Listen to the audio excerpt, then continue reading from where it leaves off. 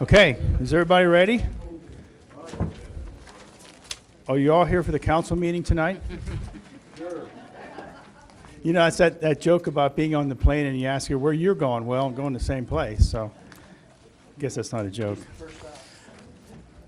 Okay, what we usually do the first 15 minutes is we have open mic. If you'd like to talk to the city council, you can certainly do that.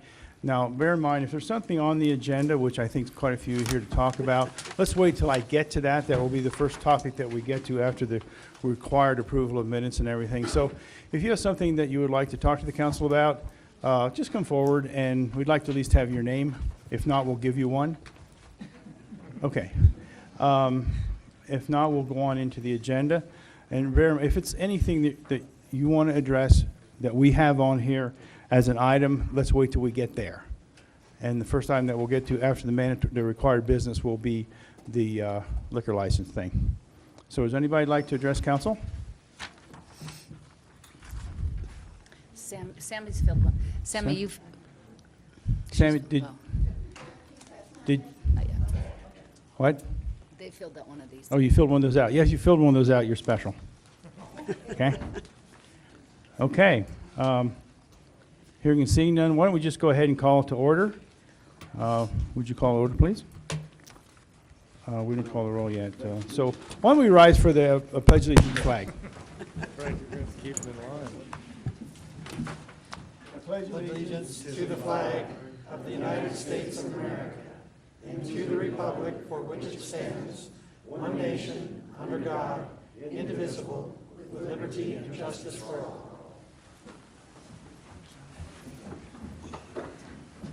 Okay, would you call the roll, please? Mayor Trotman. Here. Council Member Smith. Here. Gonzalez. Here. Schumacher. Here. Gill. Here. Hamrick. Here. Jaquez. Here. And Meisner. Here. We have a quorum. Okay. Are there any other requests that we have for items that are not on the agenda?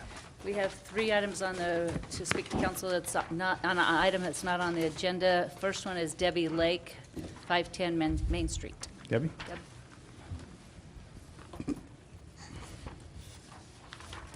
Do I need to tell you my name again, or you got it? Pardon? I'm Debbie Lake. Are you Debbie Lake? Yes, I am. Good, let's I'm go on. here Okay. representing our downtown merchants, and it is concerning the buildings at 401 through 407 Main Street that are boarded up. And we are asking council to assist in coming to a resolution concerning the boarding of the buildings. We know that there have been a number of letters written by different merchants that have addressed this, and I know they've been received by council. And we are just asking that, I know there's been conflict, we're asking for some resolution to this. We do have a letter that's addressed to you that's been signed by numerous merchants, so we'd like to submit that to you also. But this is just a matter that we think needs to be rectified, and you know, I have a business downtown because I love being downtown. I love our downtown, I like Canyon City, and we just feel like this has been kind of a blight on our main street, and we get asked about it regularly as merchants about what's going on. Why are the boards there? Was there a fire? And then people read it, and I feel like it just really gives us a black eye sometimes. I am not for more regulations. I don't want more rules, but I just feel like we're just asking council to help us in this. Okay. Would you like to give me that letter? Do you want the letter? I would. It's a good thing you mentioned that. We could have an ordinance put together for that purpose, but we've been reluctant in doing that because we just don't want any more regulation. I don't think there's anything on the books that I know of that would preclude it, except I do think it's a fire hazard, and I think it's a safety problem for the police. You would think by this, there's no conflict that I know of. It has been taken care of a long time ago. But the individuals persist on leaving those there. Yep, we could go ahead and create an ordinance. But we've been reluctant to do that. Well, you know, and like I said, we don't want more regulations. Sure. But we do want our downtown to look beautiful. I think maybe if they want to, we have the They had the chief of police here, and we also have the fire chief here, if they wish to address, or have, if not, that's fine. I think it's a safety hazard. I think it's a fire hazard, and I think there could be problems in there of crime. We don't see it from the street. That's my opinion. We'll do what we can, and I believe maybe in groups, if the owners of that building are watching, they should heed this, and we certainly can get this mailed off to them. And I thank you for that, Thank you. okay? Mr. Meisner?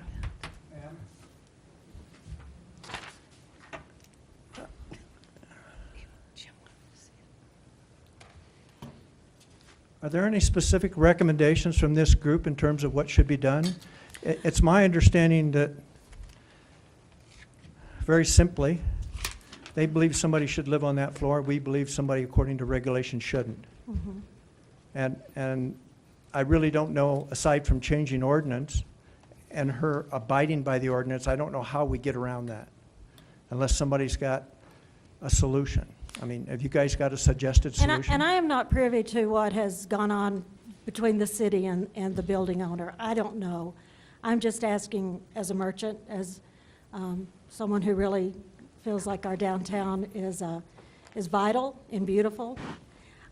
So I hate, like I said, I hate to see more regulations, but I really don't know what has gone on.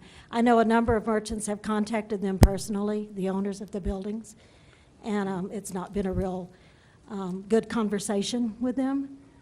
And so we've kind of reached the point to we're not sure what needs to happen next. I know that she's made a statement that the city has failed to reach out to her in an effort to resolve this, but from my perspective, it's difficult for us to reach out when we've tried to explain the situation that you can't have a residence on that first floor. And she doesn't seem, I'm going to say, she doesn't seem to be willing to acknowledge that. Mhm. So I agree. We need to get the boards down, but I don't know what the solution is. We do have another merchant that wanted to Okay. speak about this also, Mayor. Sure. Is that the other one? Okay, who's it? Is she done? Who's here? Next one is Sammy No, Berman, Sammy. 322 North 10th Street. Good evening, Hi. Honorable Mayor, Councilman. I am essentially going to say the same thing that Debbie has said. I do not have a solution. We don't have a solution. But there has bound to be something that can be done by the council, by the city of Canyon City. This is such a blight on our town. We have worked so hard to create a beautiful downtown. The merchants have survived. We survived the fires.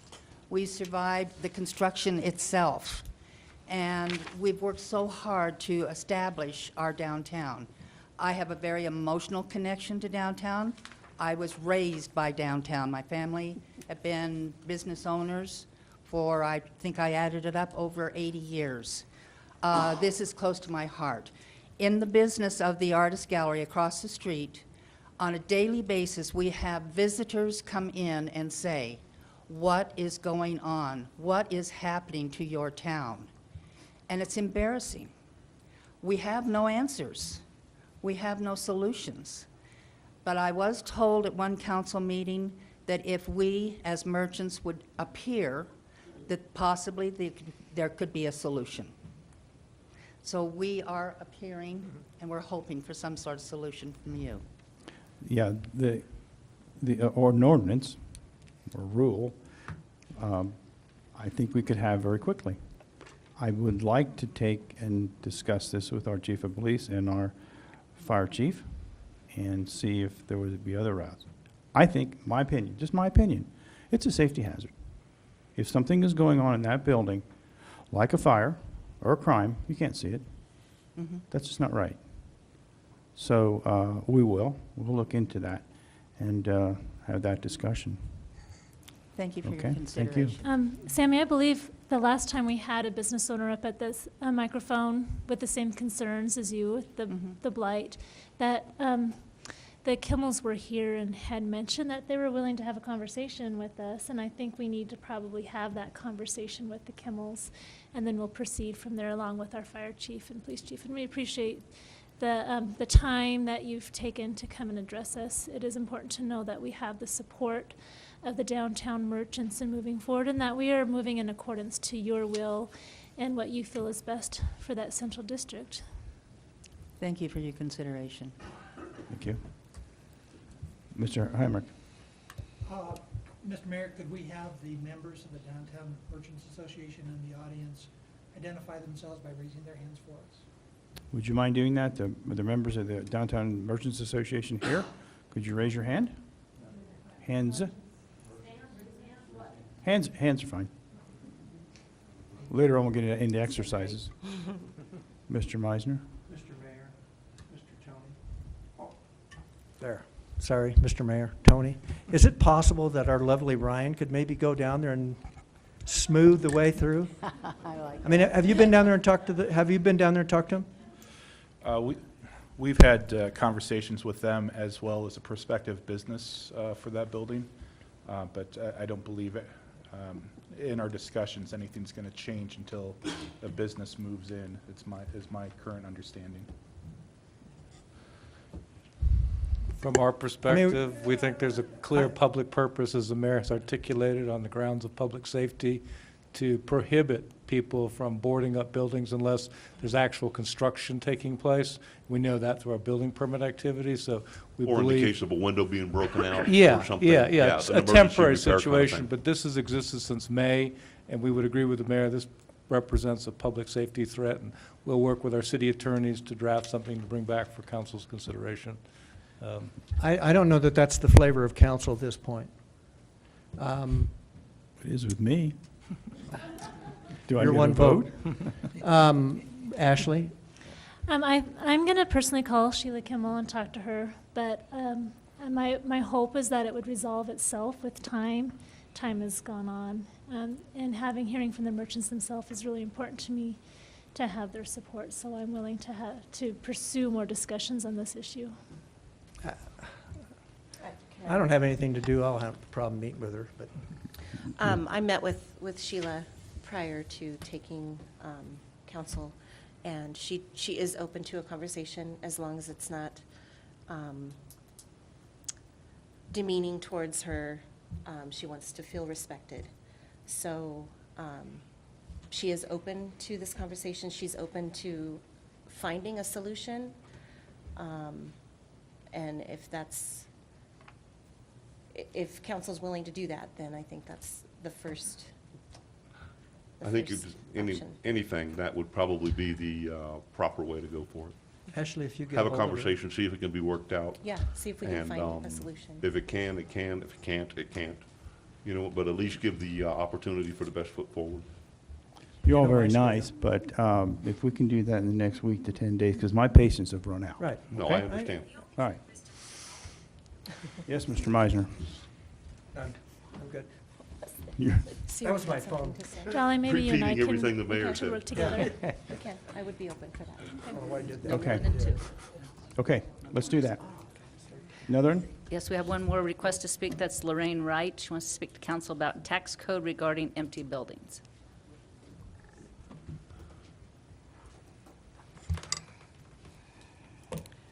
Hi, my name's Lorraine Wright. I'm an artist at the gallery, but I just have a question. Is there anything in the municipal tax code that might encourage people to keep their commercial buildings empty? Is there any kind of tax break that they get if they have an empty building? I just wanted clarification because I'd heard that might be a possibility because there are several building owners that have empty buildings and they're empty for a long time. So I was just wondering about that. I really don't think so, other than loss of rent. Real estate tax is a county thing. Okay. And I don't know, you're going to get the same tax whether it's empty or not, the same real estate taxes. It is not going to make a difference. As far as the city goes, no. Okay. We would like to have them full. And for some reason, if they don't wish to collect rents, their property, I don't think that's a good idea, but they don't wish to collect rent on the, and sometimes you just can't fill them. Right now, it's just not a thing that's going on down there, so, Yeah, I just didn't know if they got a tax break because of No. building No. losses, like Not at all. business losses, right? Okay. Well, Not- thank you very much. That They clears it might up. on a federal income tax Yeah, level. there You can there take may a be a, loss on the Yeah. lease. there Yeah, may be because it's a loss on an investment property, but that's on a federal Not on our thing. tax. Okay. have you to know. get a tax person up here. Right. yeah, Right, they don't get the rent. She can't. okay. Yeah, you can't, Okay. you don't get a loss on that. They never let me have mine. Okay, thank you very much Sure, for your thank time. you, thank you. Appreciate it. Anyone else? That's all I have. Okay. Let's move on. We've done this, okay, let's go on to number 3. It's approval of the minutes for the January 16th, 2018 regular city council meeting and the January 17th, 2018 vision committee meeting. Are there any corrections to the minutes? Okay, could I have a motion? Thank you, folks. Thank you. Thank you, guys. Could I have a motion and a second? Mr. Mayor, I'll make a motion Oh. that we accept, or that we approve the minutes from the January 16th, 2018 regular city council meeting and the January 17th, 2018 vision committee meeting as written. Second. Second? Do you have some discussion on that? Yeah, I just have a couple of, just two minor things. Under Vision Committee minutes on the first page, under number 2, under Stormwater Matters, on the second sentence, it says that if it's the council's pleasure to increase fees, and I prefer for it not to say if it's the council's pleasure to increase stormwater fees, because I certainly won't take any pleasure in doing that. I think I was quoting somebody saying that. But it's something that we actually find it's a great responsibility to keep our enterprise fund solvent. Okay.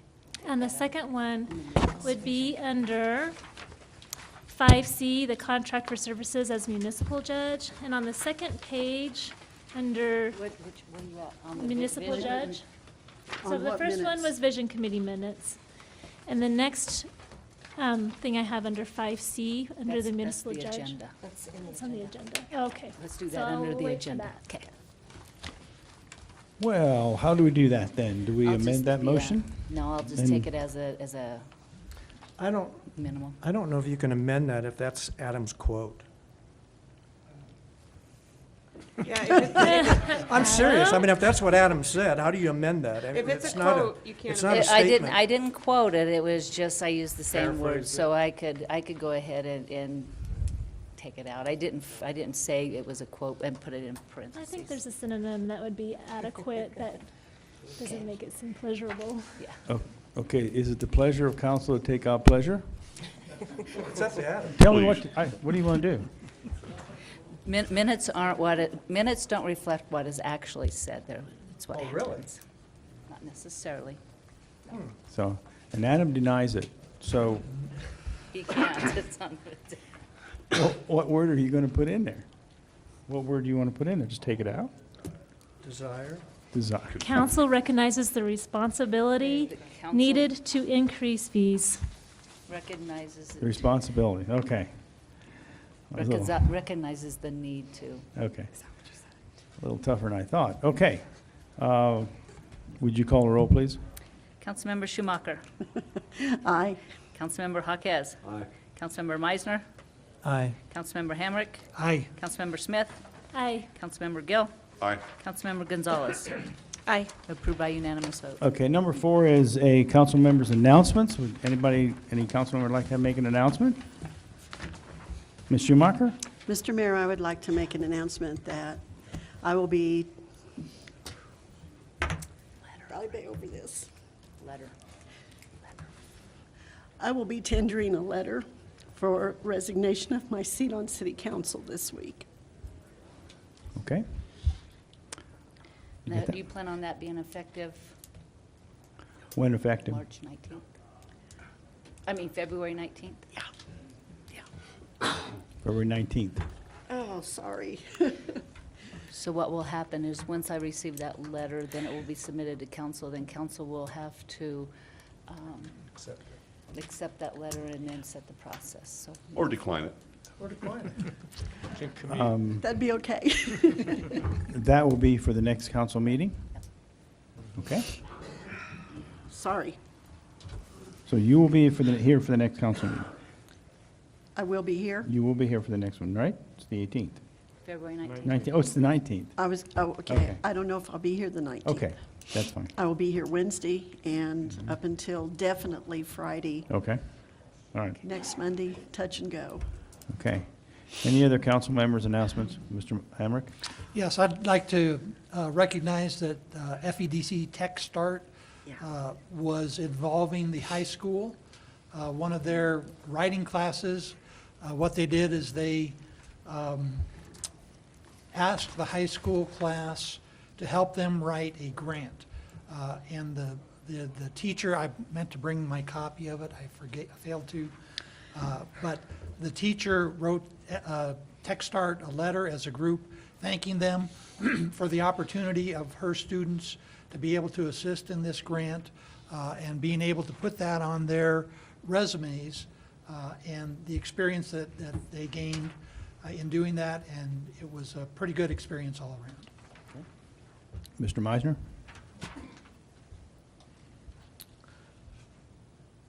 Ashley has a meeting Wednesday on general government. General government meeting this Wednesday, yes.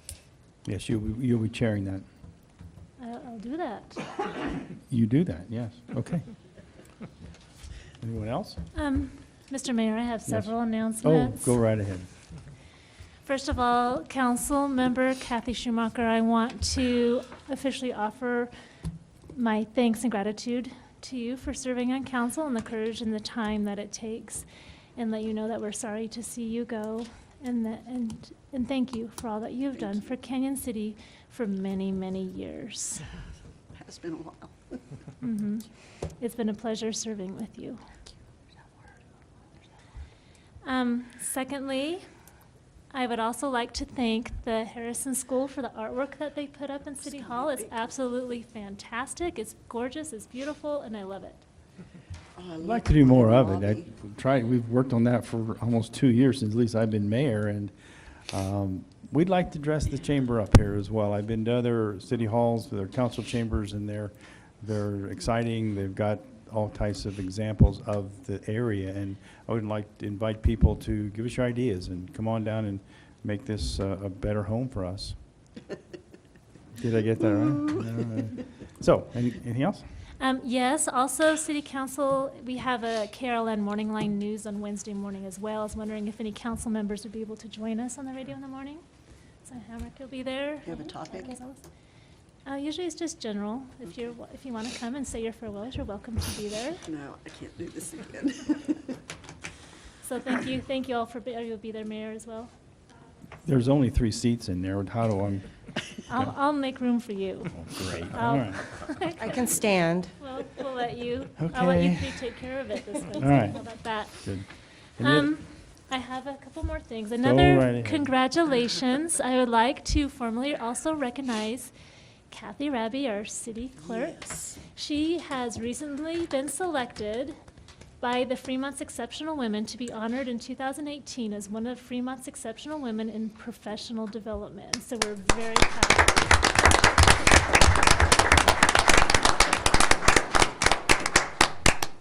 So I know that she is a huge beacon at City Hall of someone that we all respect, and she does her job so well. And so it's such a wonderful time to be able to honor the work that you've done on behalf of Canyon City. And to the residents and all citizens here, that we appreciate how well you treat our customers, our constituents, and also the professionalism that you offer to us as city council members. You're the one that makes us look good.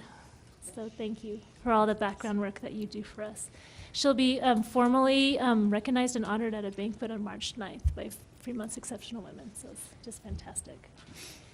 And I have further good news to offer. I'd like to invite all of the folks who've come up from Dawson Ranch to go ahead and come up to the microphone if they can. This is really also, it's an awesome opportunity to be able to collaborate with our citizens on local projects. And this is a fantastic example of a group of citizens who saw a need in our community, particularly the Dawson Ranch neighborhood. The trails in Dawson Ranch are used by more than just the residents there, but by other folks within the city. And they were being quite dilapidated and kind of almost even dangerous to use. And some of them you couldn't even tell that they were trails anymore. People would say, you know, shouldn't we do something about these trails? And everyone was like, no, that is untouchable. There are so many issues involved with it, whether they weren't sustainable or they were crossing private property. And I would like to particularly, every single one of these people have been instrumental in fixing up those trails, but in particular Mike Gromowski is the one that has taken this project on. What we said was impossible, he's absolutely made it happen, and awesome things have resulted. And Mike, if you don't mind taking a minute and maybe talking about your committee and the work that we've done together as a city and with your group as well. And we also have a short slideshow to show as well. Sure. My name is Mike Gromowski. Folks gathered around the trail stewards for the trails in Dawson Ranch. They're the people that will routinely walk those trails and make sure that they're maintained so that they can be used safely by the entire community, not just the neighbors in Dawson Ranch. There's been 99 people on 3 different Saturdays, 99 in total across those 3 Saturdays, that have put over 340 hours into maintaining those and recreating those trails. We've got about 1.5 miles of them restored. We've got another 2.5 miles to go. 10 of the 11 property encroachments have been resolved or will be resolved. I'm working on the last one. That one's going to be a little tougher. We may actually lose about 1/2 mile of trail because it encroaches on a particular private property. We've installed 10 of the 19 trail signs. We've had tremendous cooperation and support from the city, including Tony, Adam, Rex Brady, who I didn't see tonight, and Ashley, both financially and expertise. So it's been a great partnership working with the city. We should, if plans come to fruition, we should complete the work by about late October of this year. Get some contention for resources. So nothing but good news to share, except for the one encroachment that we can't get resolved. We have, for each one of these folks up here are trail stewards, and so each and every one of you are leaders in our community. And to thank you for taking that step to make our community a better place. We have here signed letters from the mayor and all of City Council. We would love it if you can come on up, and we're going to take a picture with you folks for the newspaper and get those letters, and then give you a big round of applause, and then we'll show the before and after slideshow of the work that you guys have been able to accomplish. Great. Come on down. Lead on, Come on up. That's how they get it done. Should have brought your shovels. Yeah.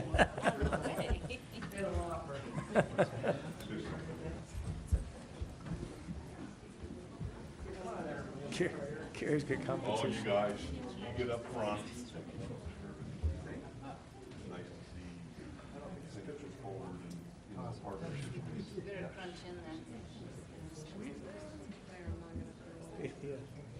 Squeeze in. Do a sideways thing, we can squish you.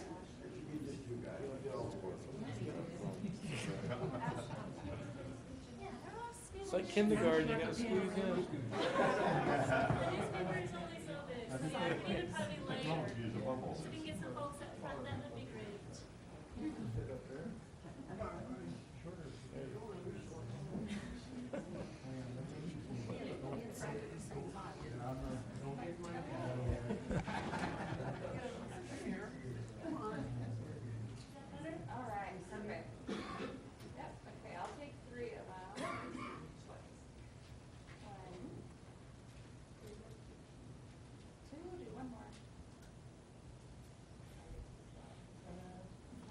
Say trails. Elijah, don't forget the slideshow.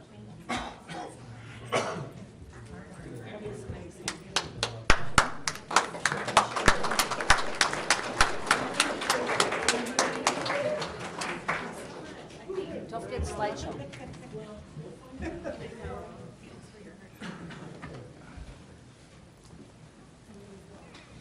I believe we had one of the residents that wanted to say a word. If you'd like to, now's the time. Hey, I'm Pete Jones. It'll be quick. I just wanted to say thank you for supporting Mike, quite the organizer. I'd be cautious, though. He might be looking for one of your jobs. There's an opening. But I walk the trails constantly, and I just want to say that I have actually seen young people from the high school and stuff on our trail up there. So I'm like going, sweet. It's not just us using it. I'm actually seeing other people on our new trails. And thank you for everything. Were they texting? They were not. They were Okay. jogging and walking and enjoying the trail. Thank you. Okay, so I'm gonna go ahead and. She's got it there.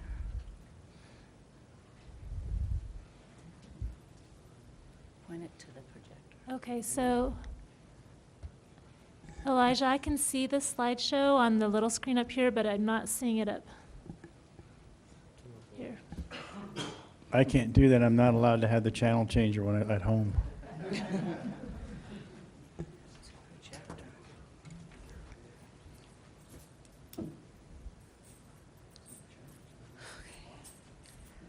that little black box.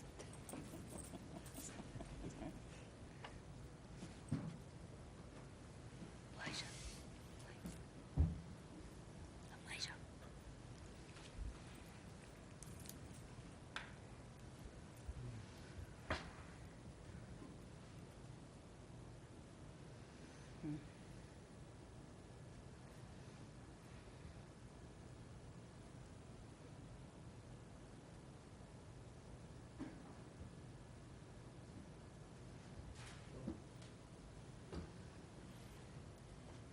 These are all pictures of people doing work on the 3 different trail work Saturdays.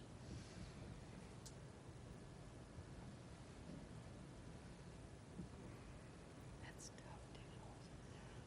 tough, dude. Neighbors contributing different equipment.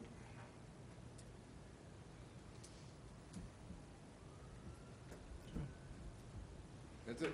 Fantastic. Great, Awesome. thank you. Thank you all. A lot of good work. Thank you for your support. Thank you. That's all I Ms. Smith, is your meeting over? have. Yeah, thank you for obliging me. Well, sure. Lots of good things Lots- happening. It's exciting. That's a lot of fun. Thank you.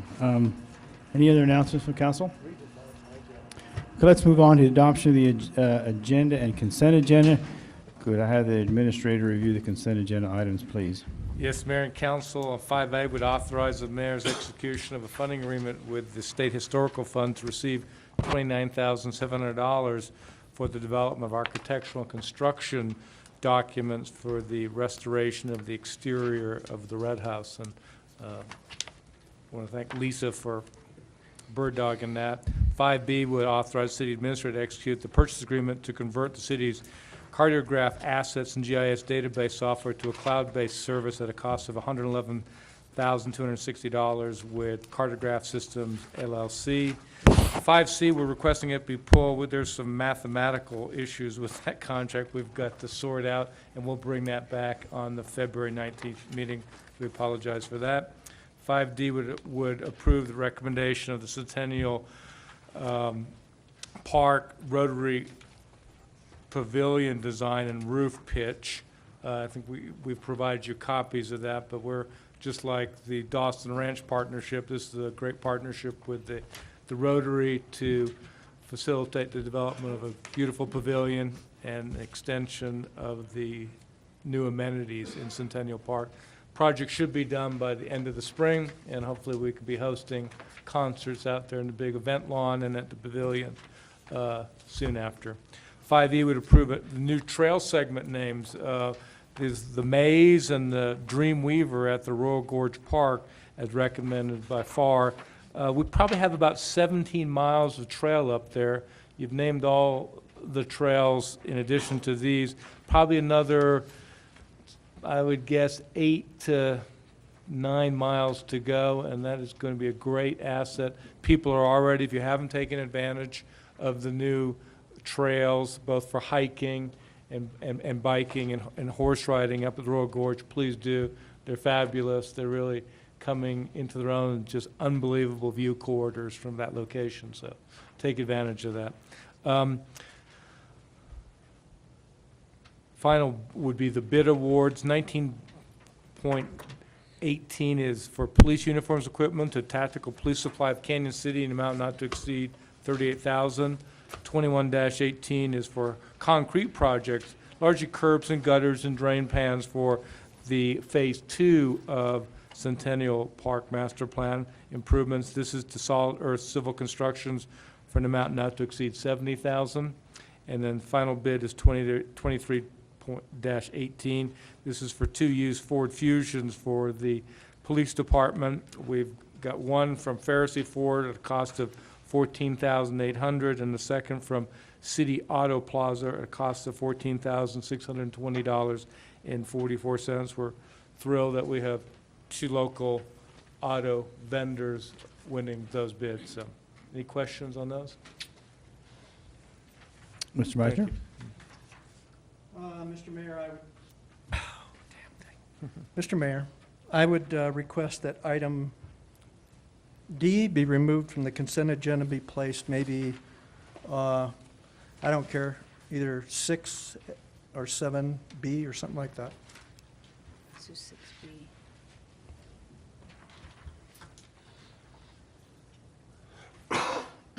Okay, anybody have a problem with that? Mr. Meisner?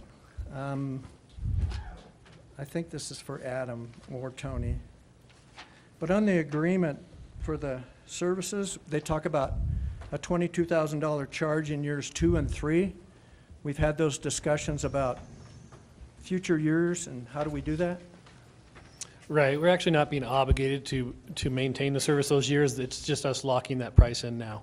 Isn't that part of the contract, though? It is, but we're not obligated to keep their service. That's a subscription service. So what they're saying is, if you choose years 2 and 3 to do this, this is the cost. But we can drop the service at any time. For non-appropriation costs. The bulk of that cost is for the conversion process. But under item 3, solutions for invoicing, it says that the fee for solutions will be due in the annual increments, 15 days, blah, blah, blah.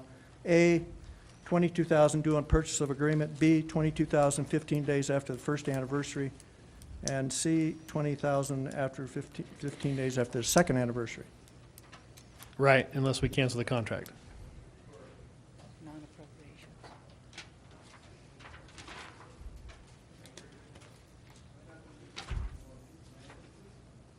If we don't cancel the contract, how are we committing future cancels is my question. Those monies would be funded in those respective years, and the council would have to approve them. Yeah, because this gets budgeted annually. Yeah. This is in our annual budget. Yeah. So the subscription is annual budget item under our software titles. But the agreement's a 3-year agreement? Yes. Right, holding Cartograph to the cost. Yeah.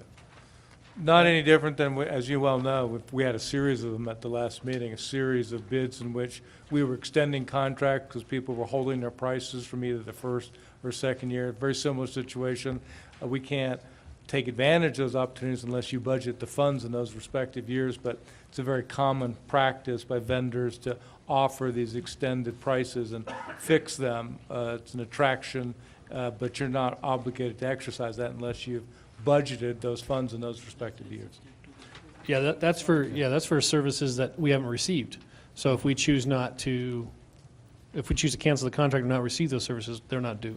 Catherine, is that your interpretation under this purchase agreement that's being signed? I haven't reviewed the purchase agreement for that issue. I mean, it's an agreement, and in that agreement, it mentions payments in years 2 and 3. And I agree, I mean, I just don't see any cancellation options, but I just keep seeing the word agreement in here, and a commitment for years 2 and 3. So somewhere, that doesn't make sense to me.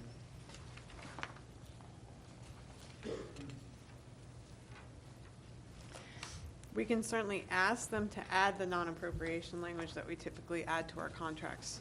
That which would allows work. us to counsel. That or we delete 2 and 3, and we're subject to whatever price change they want to make. Just add a non-appropriation. We'll just do a non-appropriation, then we're comfortable. Okay. They're likely not to do that. This is their contract. It's a software giant. They're not going to change their contract. So we'll probably just delete 3, year 2 and 3, and be done with it. And we'll Okay. pay what we pay when it comes around the second time around. Works for me. So Mazur, you're willing to subject that to increased costs in years 2 and 3? Well, you're saying it's okay for us to commit future councils by signing that agreement. Catherine can't seem to give us an answer, Well, but it's a purchase I agreement. haven't reviewed the purchase agreement. I was not asked to, so I didn't. That's why I can't give you an answer on the language of that contract. But I will say that Tabor prevents you from creating a multi-year fiscal obligation. And is that not what we're doing with this agreement?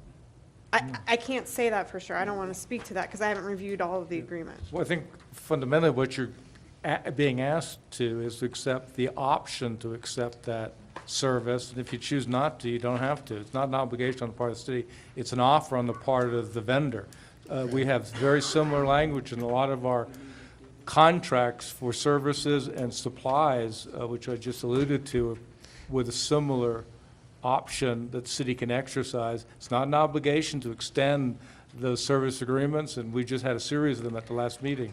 You weren't obligated to extend any of those. Those agreements do not stipulate that in the second year, 15 days after the agreement, we're going to pay them money. It gives us the option to do that, but it doesn't stipulate that that's what we're going to do. Do you want to just delete it? Delete 2 and 3. That's council's pleasure. I'm just bringing it up. You can also recommend that it be delayed so it can be looked at too, if you want to. Should we I think delete? it'd be prudent to let our attorneys take a look at it and make sure we make a sound decision.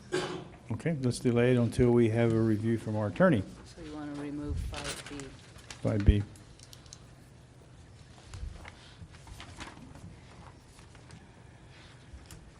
We'll bring that up as soon as we get an opinion. We'll bring it Mr. to next Hammond, council meeting. hopefully next council meeting.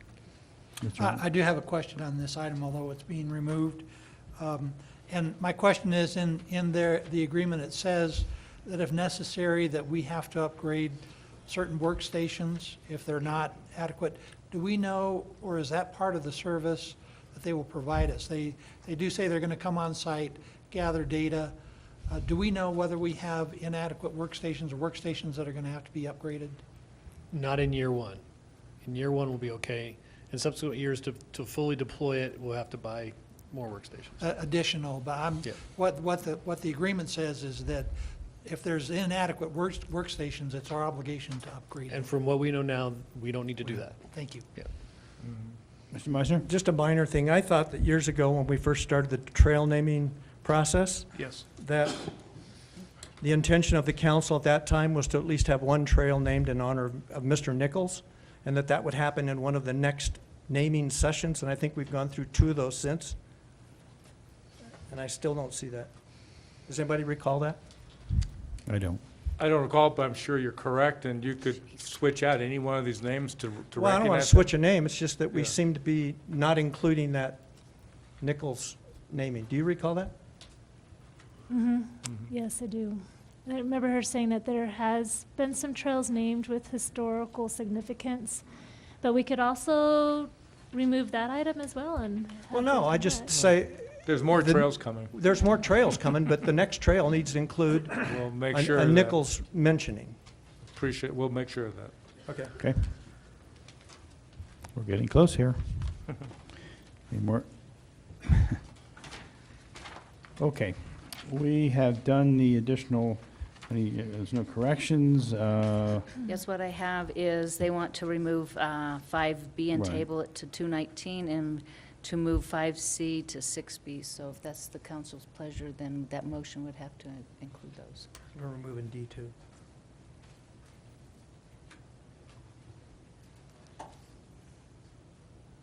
I'm sorry, that's. Removing 5B and 5C. And 5D and 5D is going to 6B. Right.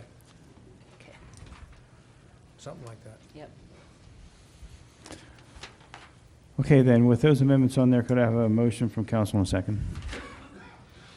Mr. Mayor, Smith? I move that we adopt the agenda and consent agenda with the following revisions: to remove 5B and 5C and move 5D to 6B.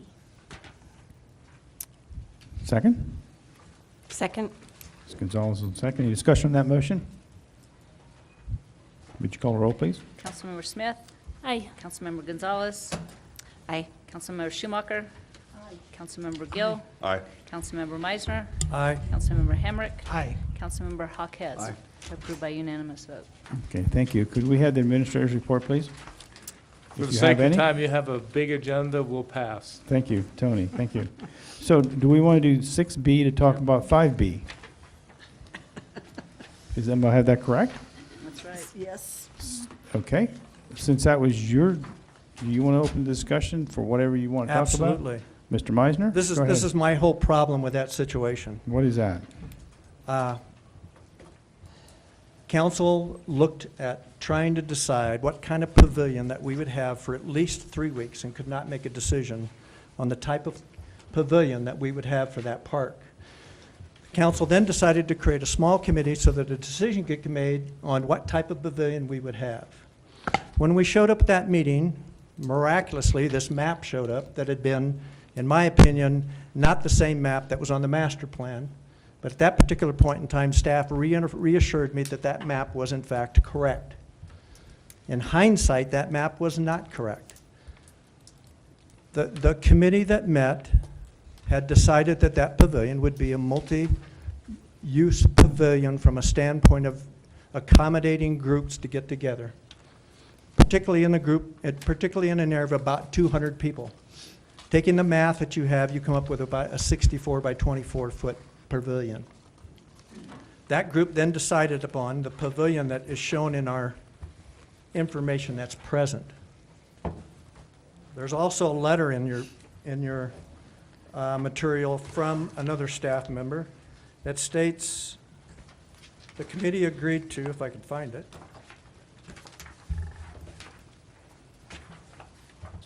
I find this particularly interesting. After much discussion, the committee agreed to more traditional type shelter, which we did, with the following modifications that would better serve both the public and events, that would serve better both the public and events take place in the park. Mr. O'Rourke tells me that the staff person involved in that particular report apparently surveyed council, or Tony surveyed council. And I assumed that that staff member also surveyed the members of the committee that participated in that decision. And I realize that decision is a recommendation to council. But, and I'll stop at this, but if we're going to get a committee involved and ask for a committee's recommendation, then I would ask that council or administration or staff not turn around and alter those recommendations and present them to council. I saw the final one with my meeting with Tony. So what are you Which talking one did about? you look at? Well, I can show you the one that you currently are looking at. That's not the one that they're proposing. This one. Yeah, it is. Yeah, Yeah. this is the one I So saw. the difference, Councilmember, as we've discussed, is simply the pitch of the roof. And that was, and I apologize, Rex met individually with the members of that committee, and I then met with the council members to recommend that Yeah. the pitch of the roof be increased to improve the acoustical quality of the building. So that was the only proposed amendment. It's this one here, Yeah. with the picture, with the roof That's more pitched. Yeah. Okay. So So that was it. that's what I saw Thursday. But we would agree with you in the future, probably would have been better if that committee had been reconstituted and that discussion had taken place with all parties present versus having sequential meetings. The other thing that would have been helpful is that in a retreat, a previous council had committed that it would be in the best interest of those sessions not to have a department head that was involved in the project facilitating a process. And we again had a department head that was overseeing the project facilitate a process, and in my belief, that process became tainted. Okay. Thank you. Thank you, Mr. Meisner. Can we move on to, are we done with that? No? Well, it would need We're to not? be approved. We need to approve. We need to Consider approve it. deny it. Okay, well, this doesn't seem to, okay. If we're doing that building Mhm. With a peaky roof. with an which- alteration to the An roof. alteration to the Yeah. roof, that was it. Yes. Okay. I'd like to have a motion that we approve that then. Mr. Mayor, Schumacher.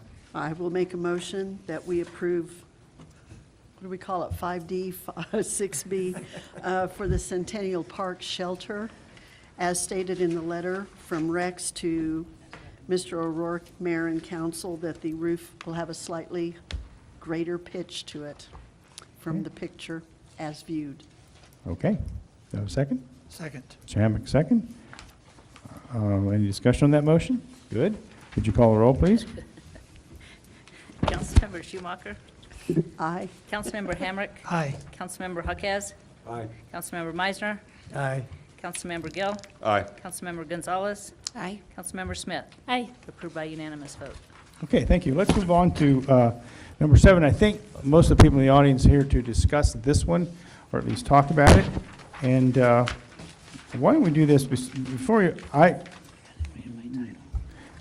let's just read it by title, and then we'll go into comments from the audience. So would you do that? Read it? Do it by title. Okay?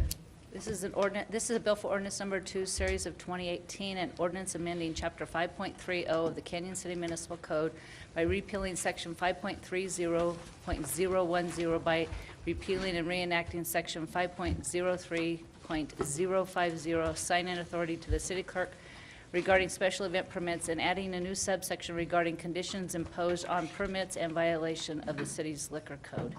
I just want to make a note for the record that following the first reading a couple weeks ago, approximately 60 letters went out to affected licensees to let them know that this was going to be possibly impacting them. So they were duly noted and notified. Thank you. Okay. Let's go into comments from the audience. And do you have any? We don't have any written for it. Who Oh, would- they're supposed to raise their hand. Could you raise your hands, and we'll just get you, we'd like to have your name and possibly your address, who would like to talk regarding this liquor code. Mr. Brown, would you step forward to the podium, please? We're going to limit you to 30 seconds, Dan?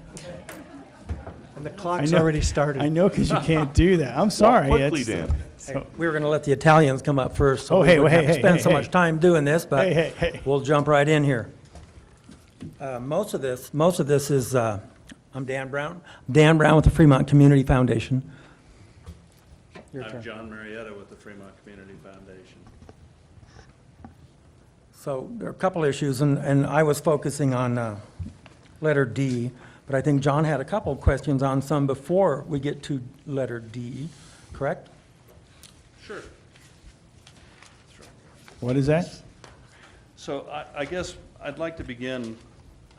Could you pull the microphone over towards you there a little bit? There you go. One of the standard questions that we were always asked when we appeared before the city council was, do you have a current copy of the Colorado liquor regulations, and have you read those and understand those? And we always answered in an affirmative manner to that, and we do, and we have. And I'd like to read an excerpt from that, which comes, the liquor regulations are, this particular excerpt is from Regulation 47-900. And if we go down to paragraph A, it has to do with the conduct of the employees in the liquor establishment. And A reads, orderliness loitering, serving of intoxicated person, each person licensed under Article 46, 47, 48 of Title 12, and any employee or agent of such license shall conduct the licensed premises in a decent, orderly, and respectable manner. And that's the only part of the entire liquor code that addresses the conduct of essentially bar staff. So the state has more regulations concerning dress and appropriately clothed staff than they do about staff consuming alcoholic beverages at the event or at the bar. So then the other part of this that I want to go into before I let Dan have a minute is just some of the technical parts of the ordinance as it's written. In the whereas, it refers to the city council as the licensing authority, and that comes direct from state statute.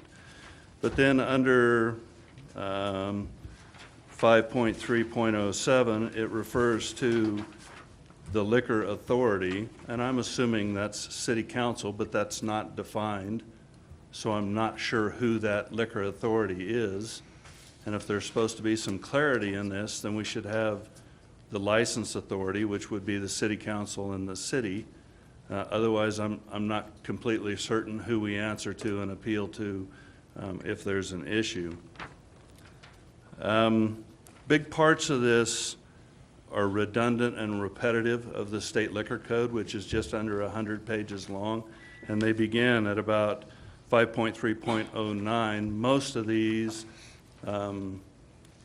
ordinance or inclusions in this are already addressed in the state liquor code, so they're repetitive, and I'm not sure what the goal is to repeat them again in the city's notes. But there's a couple items that are concerning to us because it directly affects some of our costs. And the first one would be 5.3.11, paragraph C, which it talks about the following is strictly prohibited on the licensed premises and upon the adjoining grounds or parking area under the control or management of the licensee. And this is particularly addressed to outdoor events.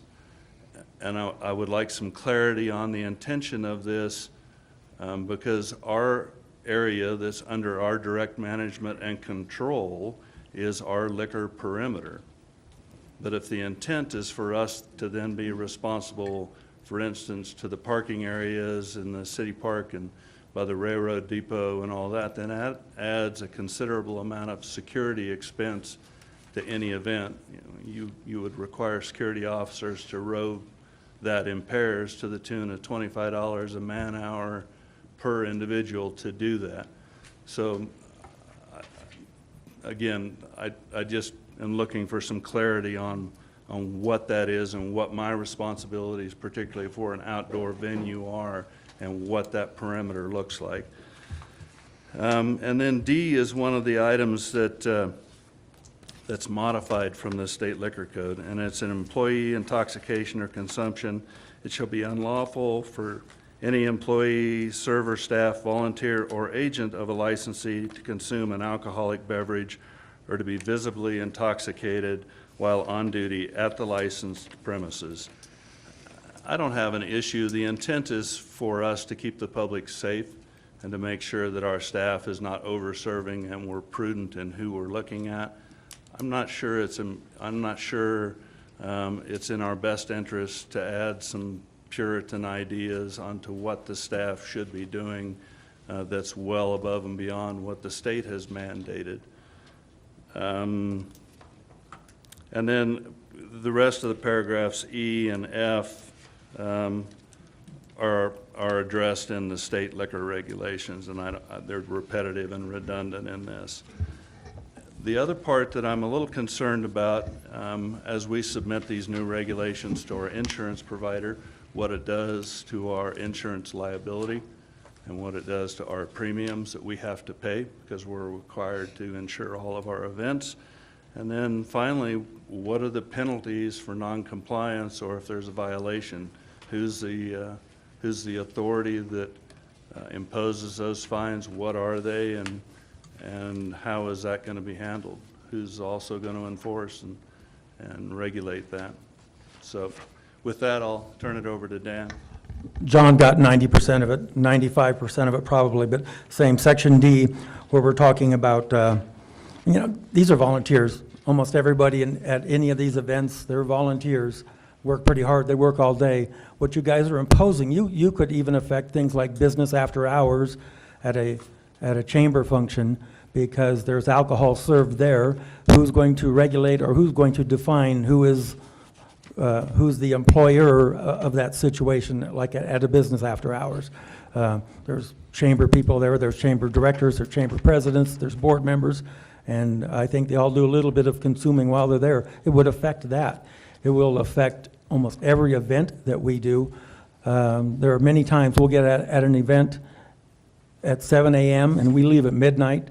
So if you read Section D closely, it says none of us can consume anything the whole time that we're there.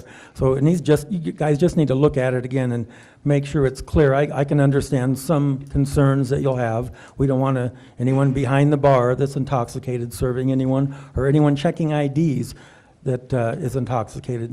They're not going to be allowed, but we can and will and do police ourselves. And we just want you guys to reconsider this a little bit and maybe rewrite this so it conforms a little bit better for all of us.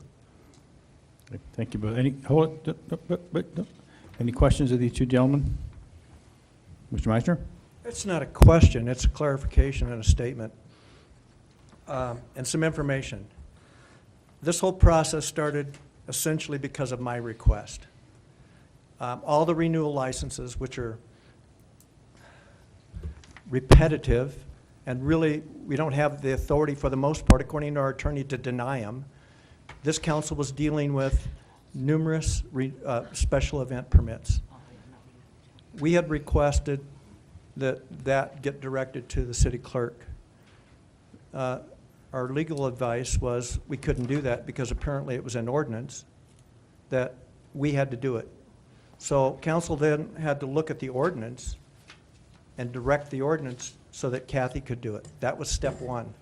The other request that I had was the simple request that if you're serving alcohol, you shouldn't be drinking. That was it. So my simple request has evolved into this, which is typical government, but still I take responsibility for that. So that's where we're at.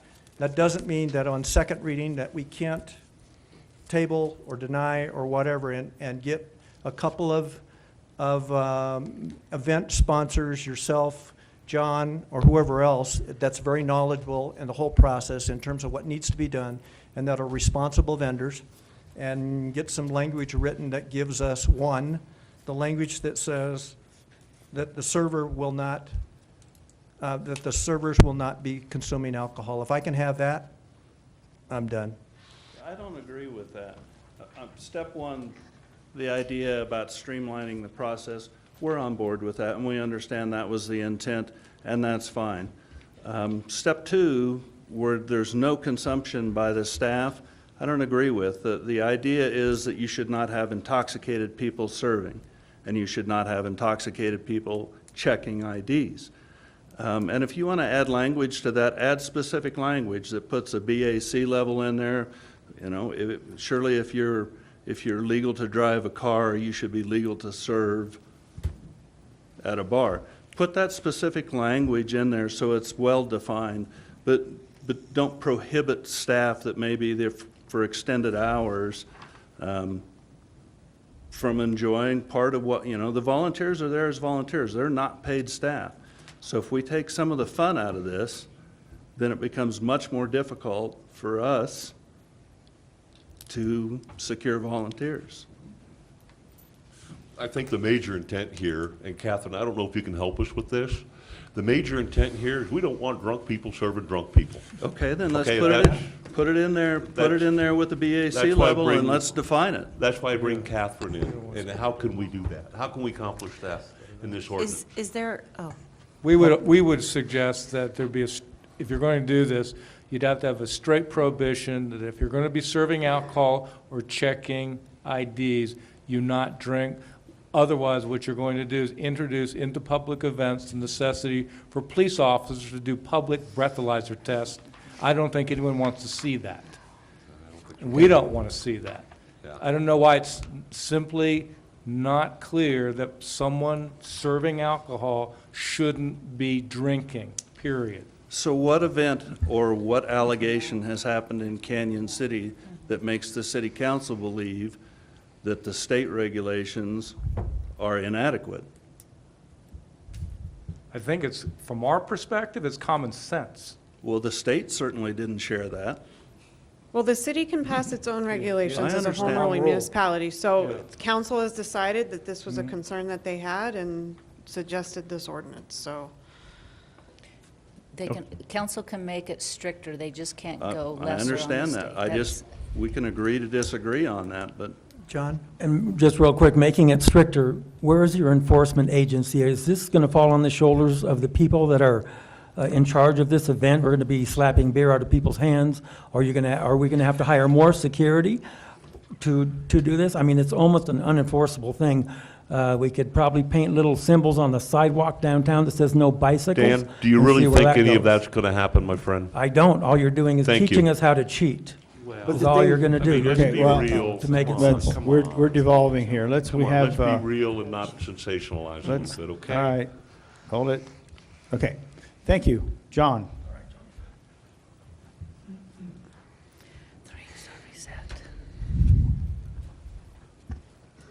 John Carochi, I'm 1317 Field Avenue, Canyon City. I had a lot to say, but they just said a lot of it. I do want to say that it is state law that if a bartender is having a drink, it's not illegal. Just make sure that, for the record, people understand that. And I too agree that we have a lot of the regulations that you're proposing in the ordinance, to me, are very unclear. And I think they need to be rewritten. I agree with Councilman Meisner that a few people could probably do something. G is a perfect example. Talks about no gambling. And that doesn't really tell me anything, because if you legally, in the state of Colorado, if you have a license, your organization, your nonprofit organization has a license. And if you have licensed managers under that in the state, that you can do raffles, 50-50 raffles in certain things. There are certain things you can't do, but that's not very clear. The way that reads is, don't bother to get a license because you can't gamble. And I think that needs to be cleared up. But I think as far as some of the other information, I agree 100%. As an event coordinator, which I am I've been before council several times for Sons of Italy events, and you do ask the questions, do you understand, do you know what happens if you violate these as event coordinator, your organization, and you are, in jeopardy of being penalized. And I don't know what the penalty is either. And I don't know who is authorized to enforce these penalties against me. It's just totally unclear. I guess my recommendation would be to start over on the entire violation section. I don't have a problem with some of the other. But if you want to, we try to limit how much alcohol a bartender can have. If a bartender, wants to have a drink every 2 hours or whatever, that doesn't really mean that they're impaired to the point that they can't pick out which, by the way, I don't know who the local, I don't have a list of the drunkards that are in town. And that's another thing that you're asking us to tell our bartenders that if they see a known habitual drunkard, to deal with that and not serve them. And I don't understand what that means either. So anyway, there are a whole lot of problems in the way that ordinance in the violation section is written. And if the council wants to vote to eliminate any consumption of alcohol by the bartenders at our events, then I guess I understand that, and that's up to your vote. But to do that to the rest of the volunteer force and to our members who are pretty responsible for the most part, you're taking away our ability, it's an insult to us as event coordinators and to the security people we hire that they can't watch for that. We have people that we pay to watch for drunkenness, and we have people that, we've had instances where our security folks will come over and say that person probably shouldn't have any more to drink. We go tell the bartenders, then that person doesn't drink anymore. So I don't see the need to really tighten it to the point that the city has to have another layer of restrictions, and then that gives the state one level of enforcement, that gives the city another level, and I'm not sure who's going to enforce it.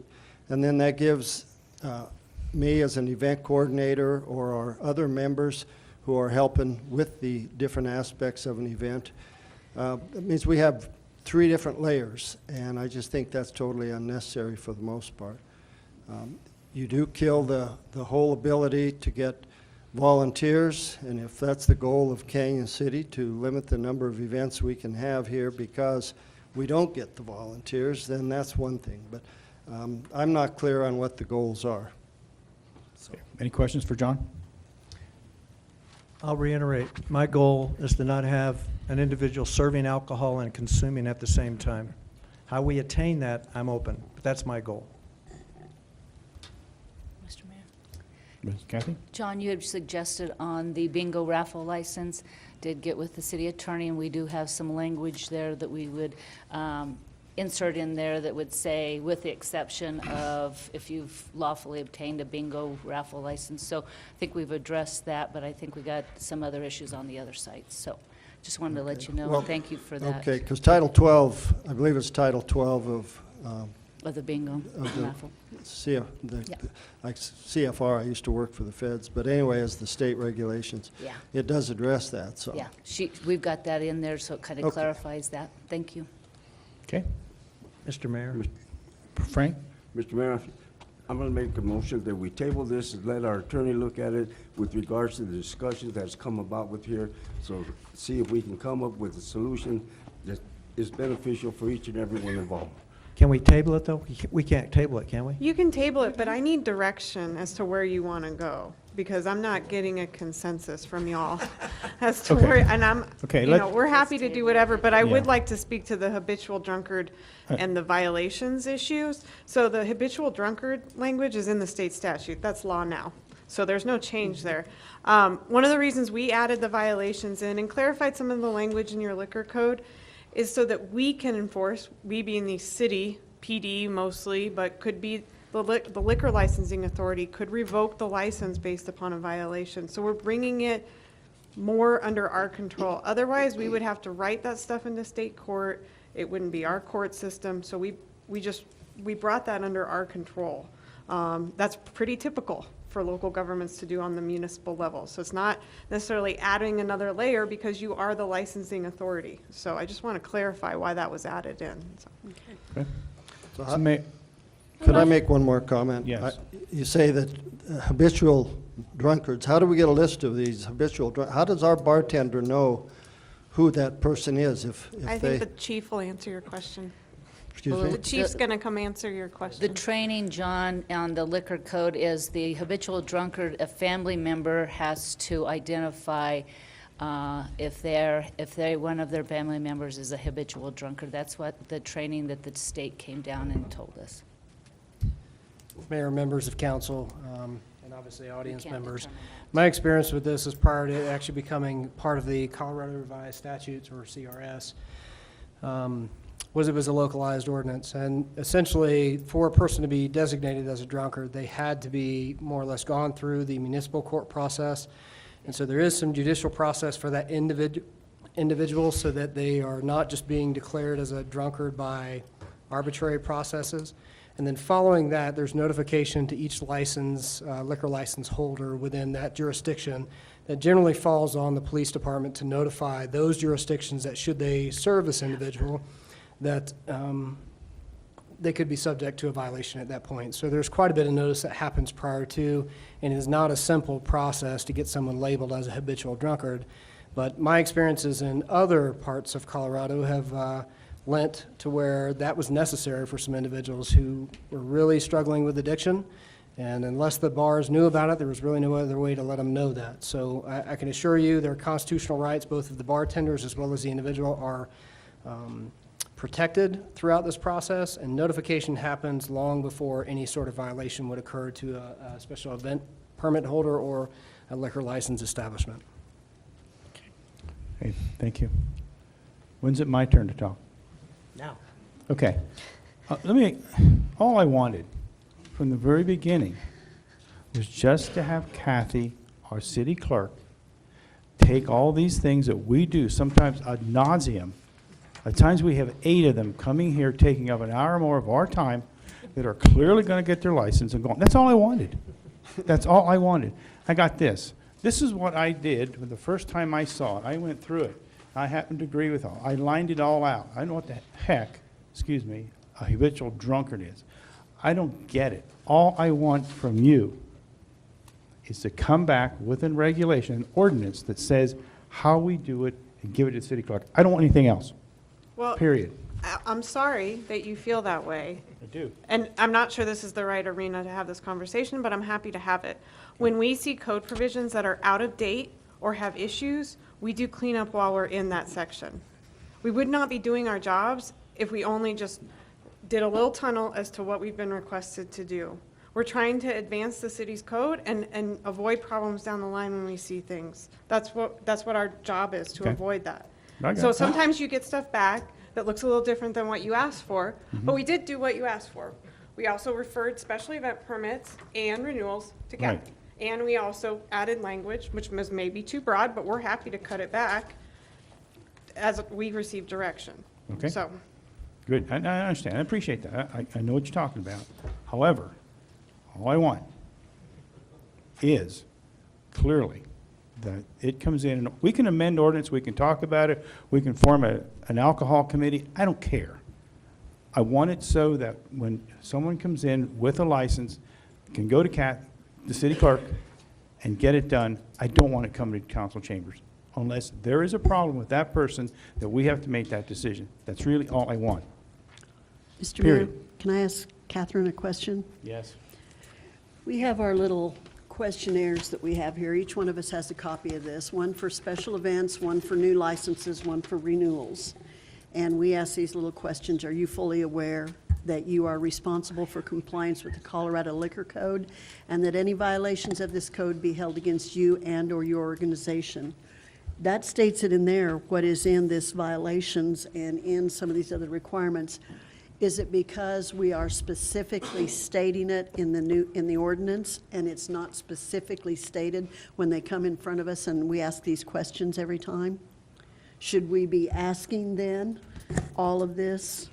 yeah, I would Instead ask of if, this are you thing? familiar with this Because city's liquor Jim license? started asking about the excessive alcohol drinkers, the drunkards, whatever you want to call them. He started asking that on his own accord, which I think we all agreed with. We've all been to some of the events where there have been that kind of behavior.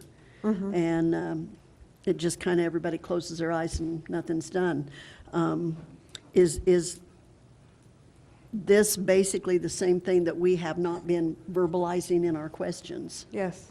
So you when won't we're be- asking each one of them You- these you won't- questions and they say yes, they're agreeing to what already has been the law, Yes. so that we're not asking anything more by passing this, other than the fact that we don't have to spend 2 hours every other meeting on it, and it's something Kathy can handle in the office. Yes, with the exception of the consumption while on Okay. duty or while serving. That is correct. That is not a But is requirement that under state law. not, isn't that not already part of the law?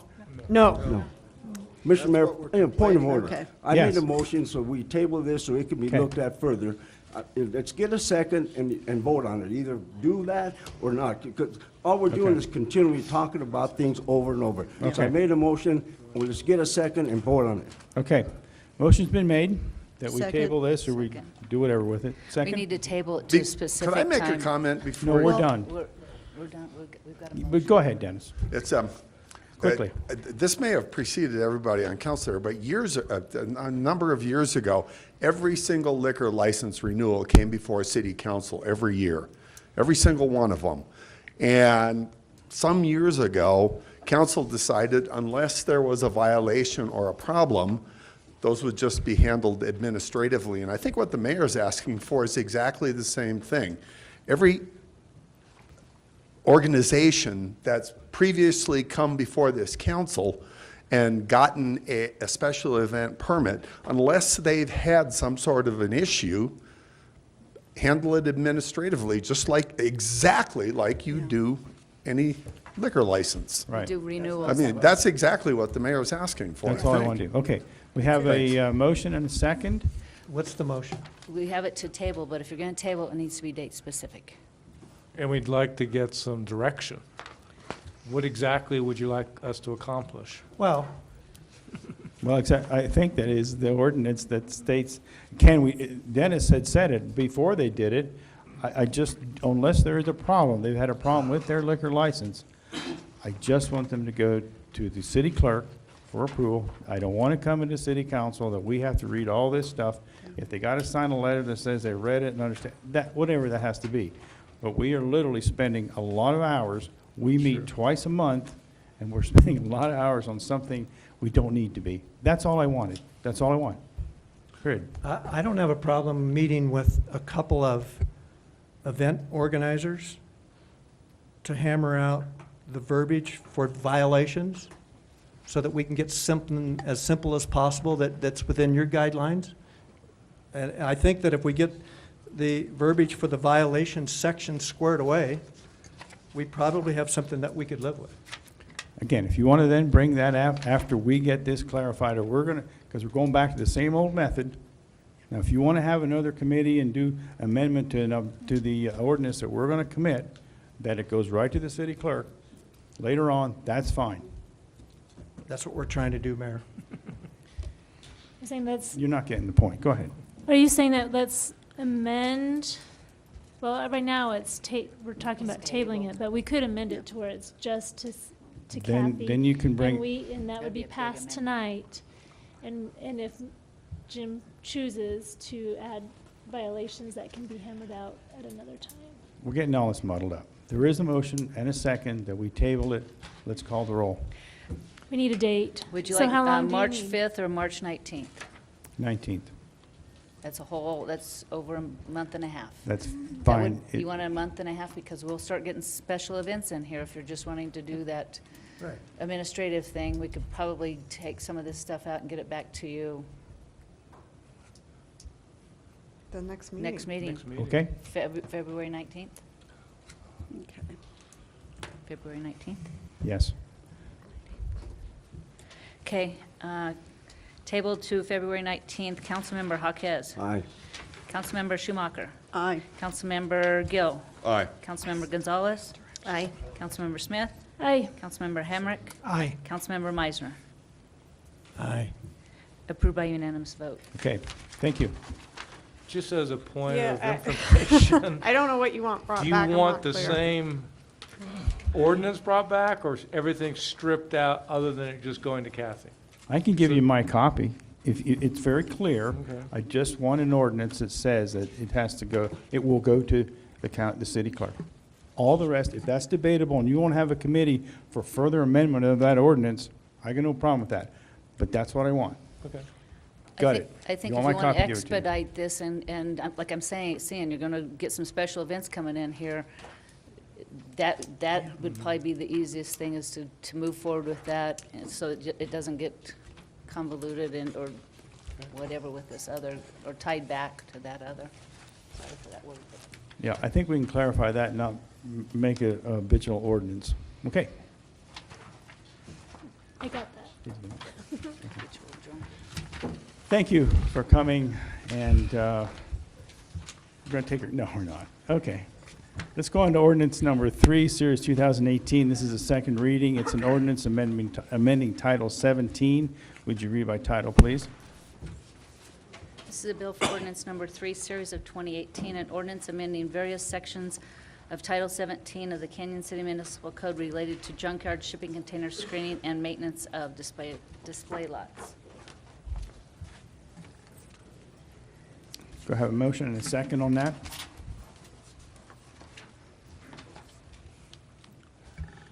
You're no longer talking to me, or what? Mr. Gill? Mr. Mayor and Council, I recommend we approve ordinance number 3, Series 2018 on second reading. Second. Second, any discussion on that motion?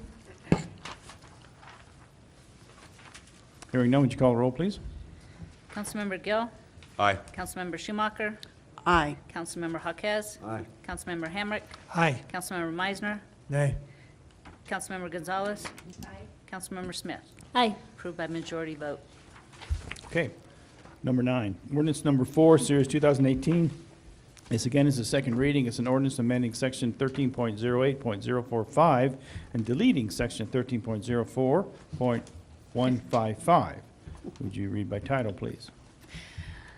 This is a bill for ordinance number 4, series of 2018, an ordinance amending section 13.08.045 and deleting section 13.04.155 of the Kansas City Municipal Code concerning the abandonment of water tap permits and water taps.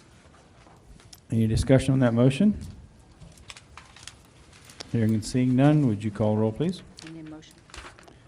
Do we have a motion? I thought we had a motion. No, Mr. we will need a motion. Mr. Mayor, I'll make a motion Go ahead. that we approve ordinance number 3, series of 2018 on second reading.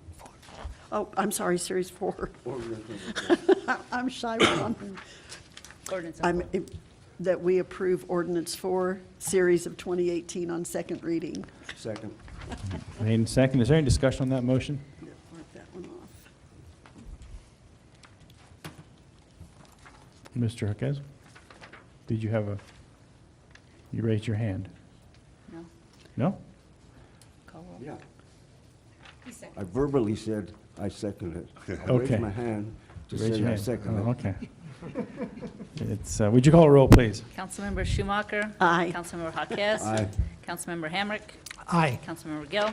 Aye. Councilmember Smith? Aye. Councilmember Meisner? Aye. Councilmember Gonzalez? Aye. Approved by unanimous vote. Okay, thank you. Number 10, ordinance number 5, series 2018. This is another second reading. It's an ordinance amending section 8.80.020, parentheses 8.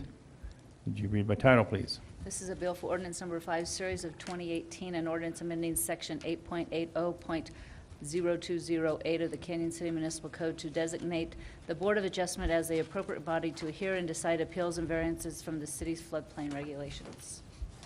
Okay. Could I have a motion to second? Mr. Gill? Mr. Mayor and Council, I recommend that we approve, or I'd like to make a motion that we approve ordinance number 5, series of 2018 on second reading. Second. Ms. Schumacher, thank you. Any discussion on that motion? Would you call a roll, please? Councilmember Gill?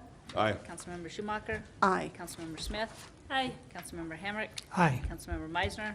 Aye. Councilmember Gonzalez? Aye. Councilmember Jaquez? Aye. Approved by unanimous vote. Okay, number 11 is mayoral appointments. I made all those, and if you missed the meeting, you got appointed. No, I'm just kidding. That's the way it goes. I would like to make one change. The Vision Committee, I will chair that committee. Okay, Mr. Gill? Pardon me? Is that okay if I chair that meeting, I Vision? wish you would. Thank you. That's too easy. Okay. I have one other on the pension. yes. I have Bob Hartzman on there. It should be Ken Berger. I'll make those changes, and then I'll get that revised one out to Okay. everybody. And that'll go out to the council. That'll be on our webpage as well? Can be, yep. Mayor, I do have a question, just for clarification for Fremont County Planning Commission. We have Dennis Weed. Was that like a citizen appointment? Yeah, I was asked by that planning commission if he could stay on there Okay. because I of just wanted to his knowledge clarify that. that's going on. So, And is that I- okay? Yeah, and I clarified it can be, it doesn't necessarily have to be a Yeah. council. Okay. Thank you. Mr. Weed, thank you. Mr. Mayor, Yes. on the Regional Communication Board, there are no current council appointments to that right now. And considering the upcoming election, I think it might be appropriate to appoint a council member to also be on that board. And you would like to be that person? And I would volunteer to be that person. Which board is It's your that? desire. Regional communication. Region, it's next to the last one. And the current members are Alan Cooper and Derek Harvey. Oh. Okay. we'll put Mr. Hamrick on there. Derek, you're staying on, so we'd be replacing Alan, is that correct? Yeah. Yes, at this Alan's the point, I would alternative. be the primary, and Deputy Chief Cooper, who was the alternate, would be replaced. That would be my recommendation. Is that okay? With him? Yes. Is that okay with council? Oh, it's the mayor's decision. Yes, it's okay. But don't ask us. Okay. Any other comments or replacements or changes? No? Okay, we'll get that out to everybody. Well, I do have a question. If anybody wants to be part of the contract negotiating committee, they can have my spot. No way. I'm serious. I No. mean, if somebody wants Okay. to be involved in that group and dealing with Tony, I mean, I didn't say that. I'll go- Seriously, if somebody wants that spot, Yeah. Okay. It's a requirement that you do drink if you're on this committee. Mr. Mayor, Yes. I'd like to make a motion that we approve the mayoral appointments. You don't need a motion. You don't need a No, motion, that's just- just already done? Well, Mayor, I'd just like to say I approve. Okay. Mayoral appointments. I was extra. I'm just trying to You move see, if things you make a along here. motion, you take what little power I have away from me. I appointed these I'm people. just trying to move it. Oh, no. So no, you're taking it away? Okay.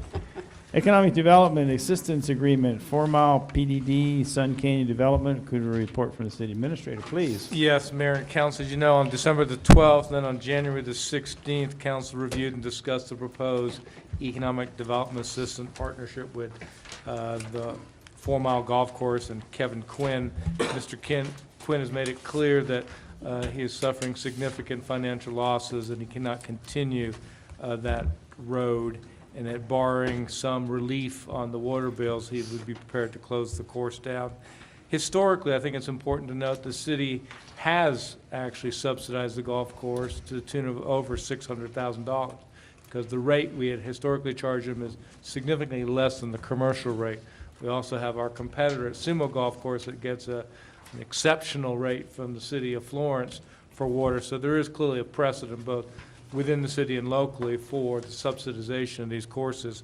I think what's compounding the current situation is not only the losses, but the projected increases as the council has adopted a new water rate that provides for significant increases of 32% to the golf course and proposed increases of 27% and 23% the next 2 years. So, you know, those are substantial, almost 100% increase over a 3-year period.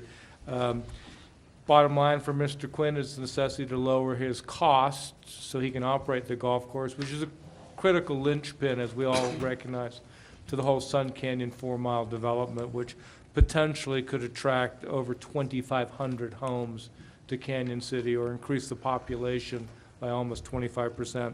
To that end, the council has discussed the package of $140,000 in this fiscal year of 2018, $100,000 in 19, and $40,000 in 20. Mr. Quinn would agree with that. What he would be obligated to do is build model homes at the site to start attracting development at that location. He has provided a deed of trust to encumber property, commercially zoned property, of a value of at least $280,000. Should he default on his obligations, the city could then utilize that resource, and then he would implement marginal increase to the golf course to try to make it more sustainable long-term and financially. Any questions? Mr. Meisner? well, I expressed this last time, and somebody explained it, but I'm going to ask it again. On page 2 of the actual agreement, item 2B says, no later than August 1st, owner shall have received a building permit for at least 2 model homes. And my concern was, the building permit is one thing, but completing the homes. But then I go back to the pre-information on, like, the 3rd page of the, if you start at the letter and then go to I'm going to call it the 3rd page where it starts with number 2, obligations of Mr. Quinn. Yes. Item B says, no later than August 1st of 2018, the owner shall have completed and received. I'm curious as to why that shall have completed was removed. Because that was just the act of filling out a permit. City attorney didn't think that was necessary to go into that level of description. Would you fill out an application, then it's reviewed, then you would receive the actual building permits he has to receive. That's the germane. So the completed is in reference to the building permit, not the building of the homes? Yes, yes. Mr. Hamrick? Yeah, yes, Mr. Mayor, I have a question. You have reviewed this package, and you have hopefully reviewed the deed of trust. Is this, putting your real estate hat on, is this typical for these types of situations? Something like that? An instrument like this deed of trust? Well, yeah, there's two things. One, it's rare. We're doing the belt and suspenders. We require him to raise his fees, require him to build homes, which we critically need, and we're going to take a lien against his property. Wow. And we're giving him money.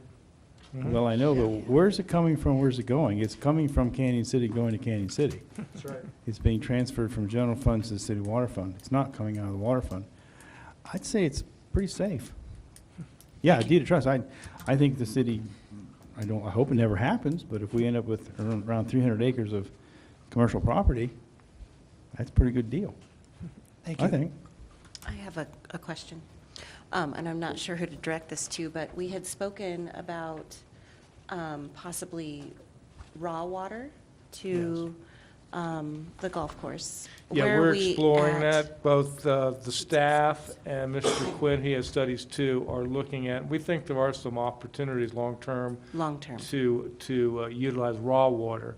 There are a lot of engineering and other complexities to make that a reality, but we think that it is a viable option, and both he and the city are interested in pursuing it. So I think probably in a couple months, we'll have some more definitive information for the council on that. But both parties are quite interested long-term on that. And that's one of the benefits, for example, the Sumo golf course in Florence has. They're actually just buying raw water rights from the city of Florence. They themselves have paid for and are involved with the direct pumping and operations of the raw water to the golf course, which substantially lowers their cost. So this won't impact it wouldn't impact the No, next it's not 3 something years? that will be immediately available Okay. to him as far as relief from the cost, but hopefully longer term, 2 or 3 years, it's a distinct possibility. Okay. And we'll get you more information on that. Thank you, Tony. Any other questions? We will then need a motion and a second. Mr. Meisner? Let me find it. Mr. Mayor and Council, I move that we approve the economic development agreement with 4 Mile Sun Canyon Development. Second. Second, Mr. Gill, thank you. Any discussion on that motion? Would you call roll, please? Councilmember Meisner? Aye. Councilmember Gill? Aye. Councilmember Jaquez? With hesitation, yes. Councilmember Gonzalez? Aye. Councilmember Smith? Aye. Councilmember Schumacher? Aye. Councilmember Hamrick? Aye. Approved by unanimous vote. Okay, thank you. Number 13 is the donation agreement for the building at 1145 Ohio. Could we have a report from our administrator? Thank you. Yes, Mayor, the Chief of Police and Deputy Chief Cooper have been able to create a partnership with Greenlee Bruffy Limited Liability Corporation. Dr. Greenlee, I'm sure you're quite aware of, has expressed interest to donate this commercial piece of property at 1145 Ohio. It's approximately 7,500 square feet, single-story commercial structure he uses for his medical practice and has leased other portions of the building, to donate it exclusively for the purpose of the police department. Our interest is largely as a training facility, not only for us, but for regional, so it would be a win-win for the entire public safety sector of this area. We've done the due diligence of looking at the buildings from its condition, had inspections done by contractors of heating, air conditioning, plumbing. All the reports came back good, with the exception of plumbing, probably need to spend a little over $2,000 to correct some plumbing issues, which in the scope of this is fairly minor. Title search indicated no issues of liens or financial obligations on the building, so we'll be getting it clear and free. Appraisal report was conducted actually by him.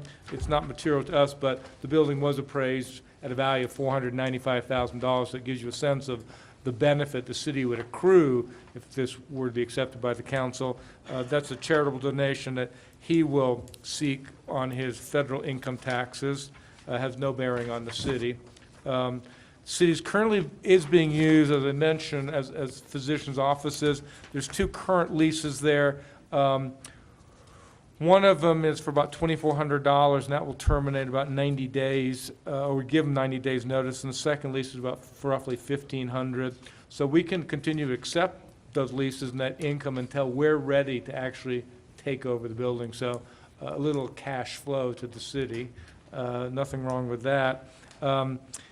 We would propose, again, to do further due diligence on the actual functionality of the space, and the chief has been working with the state. The Peace Officer Standards and Training Board has made it available to us, a grant, so that we can complete that kind of spatial analysis and determine how we want the configuration of the building. And there's other potential grants that we can also take advantage of to actually equip and furnish the facility. On that note, we would probably, once we're prepared to move in, we would ask that the annex structure on 9th Street, which is currently being used as a training facility and offices for police, be subject to surplus declaration by the council, so you can sell that, and hopefully those proceeds then the council can consider for other public benefits down the road. So it's really a win-win. We want to thank Dr. Greenlee and his partner for making this a possibility, and the great positive impact it's going to have on the police department to basically be in a building twice the size of the current annex. So it's a lot of elbow room to grow now and in the future, and to service other departments besides ourselves. Thank you, Any Tony. questions? And the chief's here also to answer any Are there questions. any questions of Mr. O'Rourke? My only question is we talk about multi-use and we talk about potentially renting for, I don't know, someone's period of time, but item 2 says it is specifically used by the Canyon City Police Department. Yes. So we got to be cognizant of that. Oh, yeah. That's a stipulation. Absolutely. We have to honor and respect. So if we do renting, where does that stand in terms of? Well, the current, we've got 2 leases currently in existence. He's indicated to us we can continue to honor them until we're prepared to actually take over the building full-time, make the restorations, and then start utilizing it. I think we're at least 6 months off from that particular period, so we would notify these 2 renters that, you know, they're good to continue to operate in that facility, and then we'll give them the appropriate notice, but I wouldn't imagine much more than 6 months. But that revenue will drive to the city. Any other questions of Tony? Mr. Mayor, just as a point of clarification, the most recent appraisal on the property appraised that value at $595,000. Dr. Greenlee's son's here who can offer further clarification or information. We appreciate Would you- his assistance. Would you give us your name, please? Glenn Greenlee. Clarify the leases. The main lease is out the end of next month. The other lease is June or July, and they're done. That'd be a good time. Their lease says we're out. The one that's leaving in March is the hospital, and they're moving their doctors to their new building. The other one is Valley-Wide Healthcare Systems, and they will be vacating. That part that's in there is more administrative than anything. It's not actually doctors in there, and their lease is up in June or July, and they will be gone then. So there won't be any, you have to leave. They will be gone. Perfect timing from our perspective. Both the leases would be assigned at time of closing? Yeah. Okay. All right. Did you get copies of those leases? Do we have copies of them? I believe the chief has copies of them. Yes. Are there any questions of Chief Harvey? I have a couple of questions, Sure. Mr. Mayor. Chief Harvey, do you have a rough estimate of the cost of remodeling and revisions that will need to be done in the building? I really don't, Councilwoman Smith. A lot of that will be dependent upon what we actually put in there. The state has offered us to be able to provide it as a regional training facility to incorporate classrooms as well as arrest control, and then maybe even a firearms training simulator. So depending upon what those spaces would require, we would look at potentially office space for the remainder. There also might be an opportunity to open up additional functions such as community policing. This building is situated in a neighborhood on the north side of town, and so that would give us an opportunity really to help host additional functions, to maybe build some relationships with the apartment buildings that are in that region. But there could be additional things that we could provide from a regional perspective that a space needs assessment would tell us. Only then, once we know what that space needs assessment is, would we actually be able to come up with an assessment of how much it would cost to replace those things. For example, if we ended up doing some sort of a DNA lab, there'd be a consistent, a very high cost of obviously doing that, but we wouldn't look at anything like that without first seeing whether the state would pay for such a regional resource. So a lot of it's just up in the air, and I can't give you a definitive answer. So you'll be looking at I saw here that we could have up to $50,000 from the state from a post grant. Is there a possibility of additional funding depending on what you? There definitely Funding is, and so sources. there's two funding sources right now that we're looking at and talking with the funding manager for Post. One is the remainder of funds available this fiscal year that are currently unencumbered, and potentially additional funds this fiscal year that would go unused. If that were the case, and there are additional funds this year, it would allow us to have some additional funding from the state.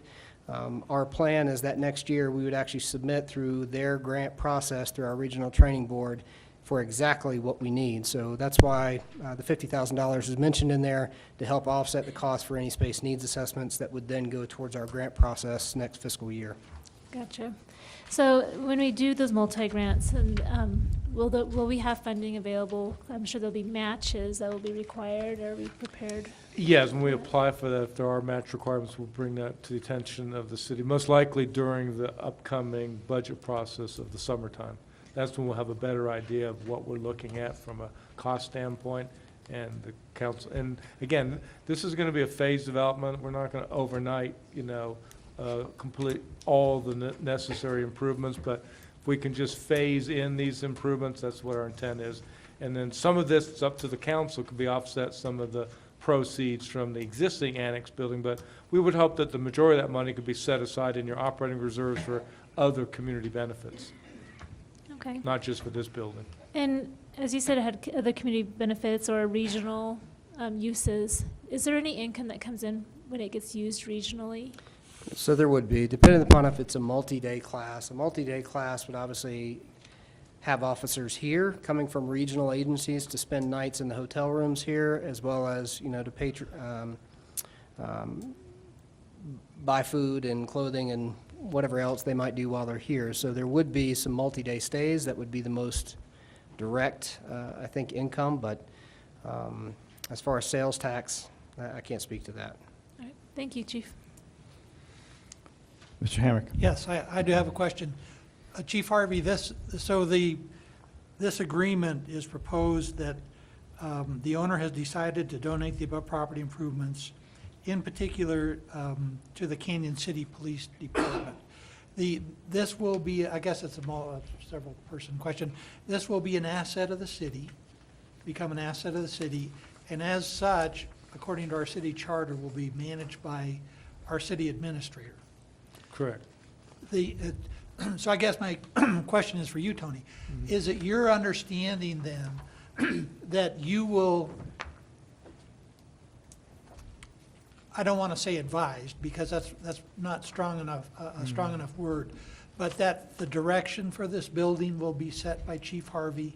Is that correct? In other words, in your contacts with other agencies, this post organization, that if there's some fit there that works for you as, kind of the steward of the building, I guess, maybe would be the way to put it, that then you would go to Tony to talk about those types of arrangements? I think to be direct, the ultimate stewards of all our assets are the city council. Now, clearly, the intent is for police purposes. We will honor that intent, but anything we want to do with that building, we'll bring back to the council for your direction. We don't assign buildings to individual staff members. Ultimately, it's an asset that the council oversees, and we'll get direction from you. But clearly, it will be consistent with the intent of the donation that it'd be used for police purposes, and I know Chief Harvey is thrilled with that. We'll have more space, better facilities for our own officers, other regional officers. It's a win-win. You'll get to sell their existing space, and hopefully those resources could be spent on some other community benefit. Thank And you. not necessarily just for the police department. Thank you. Okay, any other questions to Chief Harvey? Larger classroom for the Citizen Academy. Definitely. That was amazing. Stadium seating. Any further comments from council? Any questions? Could I have a motion and a second? Mr. Mayor, I move that we approve the donation agreement for 1145 Ohio. Second. Second, thank you. Any discussion on that motion? None? Oh, would you call the roll, please? Councilmember Smith? Aye. Councilmember Schumacher? Aye. Councilmember Hamrick? Aye. Councilmember Gonzalez? Aye. Councilmember Meisner? Aye. Councilmember Haquez? Aye. Councilmember Gill? Aye.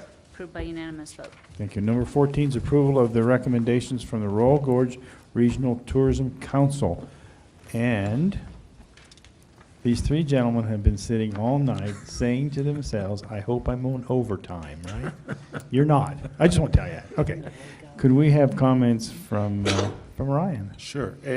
Mayor and council, in an effort to improve promotion of tourism in the Royal Gorge region, the Royal Gorge Regional Tourism Council and the Fremont County Tourism Council have collaborated to send a letter both to the council and the county commissioners with the following recommendations.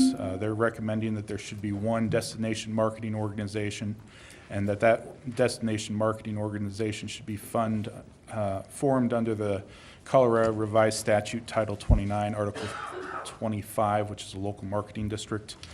And the third provision is that the county and the city should both contribute a dollar-for-dollar match for every lodging or marketing tax dollar generated in the respective jurisdiction. The matching fund provision is a critical piece of this equation because that is what our lodging community is looking for. They feel that the lodging tax or marketing tax dollars are, you know, something that of somewhat of a detriment to marketing their services. They're the ones that feel the burden of having to collect that tax. So it's staff's recommendation that the City Council support this joint initiative to form a single destination marketing organization under the local marketing district's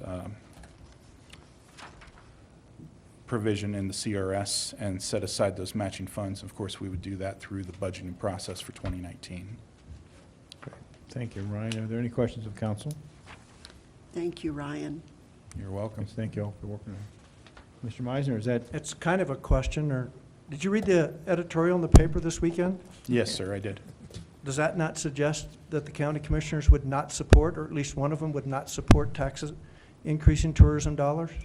That is certainly a possibility. We've requested to be put on the agenda to discuss this with them, and that would be at their next county commissioners meeting, which is the 13th. Councilor, I think you've heard, and we've all heard on numerous occasions, that the county commissioners deferred to their Fremont County Tourism Council for advice and direction on how to promote tourism. Well, they're getting advice, and I hope they take it. I think the bottom line is tourism in, this is 2016, generated $2.5 million of local taxes for the county and the city. I don't think there's any better investment to generate tax dollars that the residents and businesses are not paying, but visitors to pay for our own services. And equally importantly, it employed 836 individuals and generates $65 million in local spending. It affects everyone, not just the lodgers, retailers, gas stations, grocery stores. I don't think there's any economic development initiative stronger or more immediate than attracting tourists to our community. And the notion that we're taking dollars out of the mouths of children or sheriff's deputies for the purpose of promoting tourism, I think is missing the mark. The intent here is to invest our scarce dollars to generate a lot more dollars. The current return on investment, and this is from the Fremont County Tourism, is for every dollar they've spent on marketing, they've generated $78 in spending locally. The state is much more, significant. For every dollar the state indicates is spent on tourism in Colorado, it generates $534 in spending. So for every dollar we spend more than we're spending today, which is not competitive with other communities similar to us like Alamosa, Gunnison, Durango, we can have a material impact on the quality of life of this community and the economic viability of our businesses. Not to mention that beyond the sales tax dollars, tourism affects economic development in different ways. We have a lot of people who move to this area, or they come here as visitors first before they decide to move here. We have several projects right now that are working, a couple businesses that are starting on Main Street. We have a person who is going to be relocating a business from Texas to Colorado. They came here because they were tourists first, and they like the quality of life here. And it has a resounding effect on economic development down the line as well. Mr. Hamrick? Assuming that all the entities involved in this approve this letter, what are the next steps?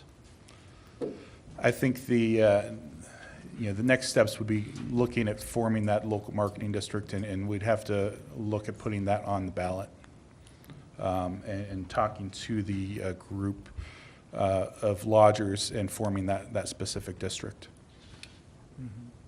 Isn't the next step getting commissioner approval?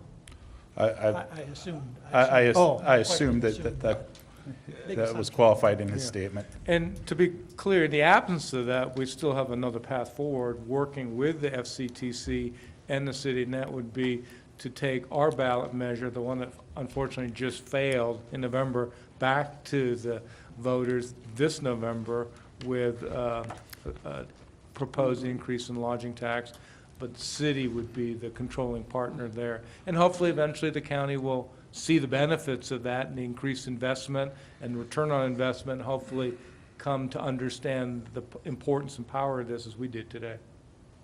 Mr. Gill? If the county doesn't come on board with this, what's the end result of the whole program? Again, the city would propose to proceed with a local city election like we did in November, generate an increase.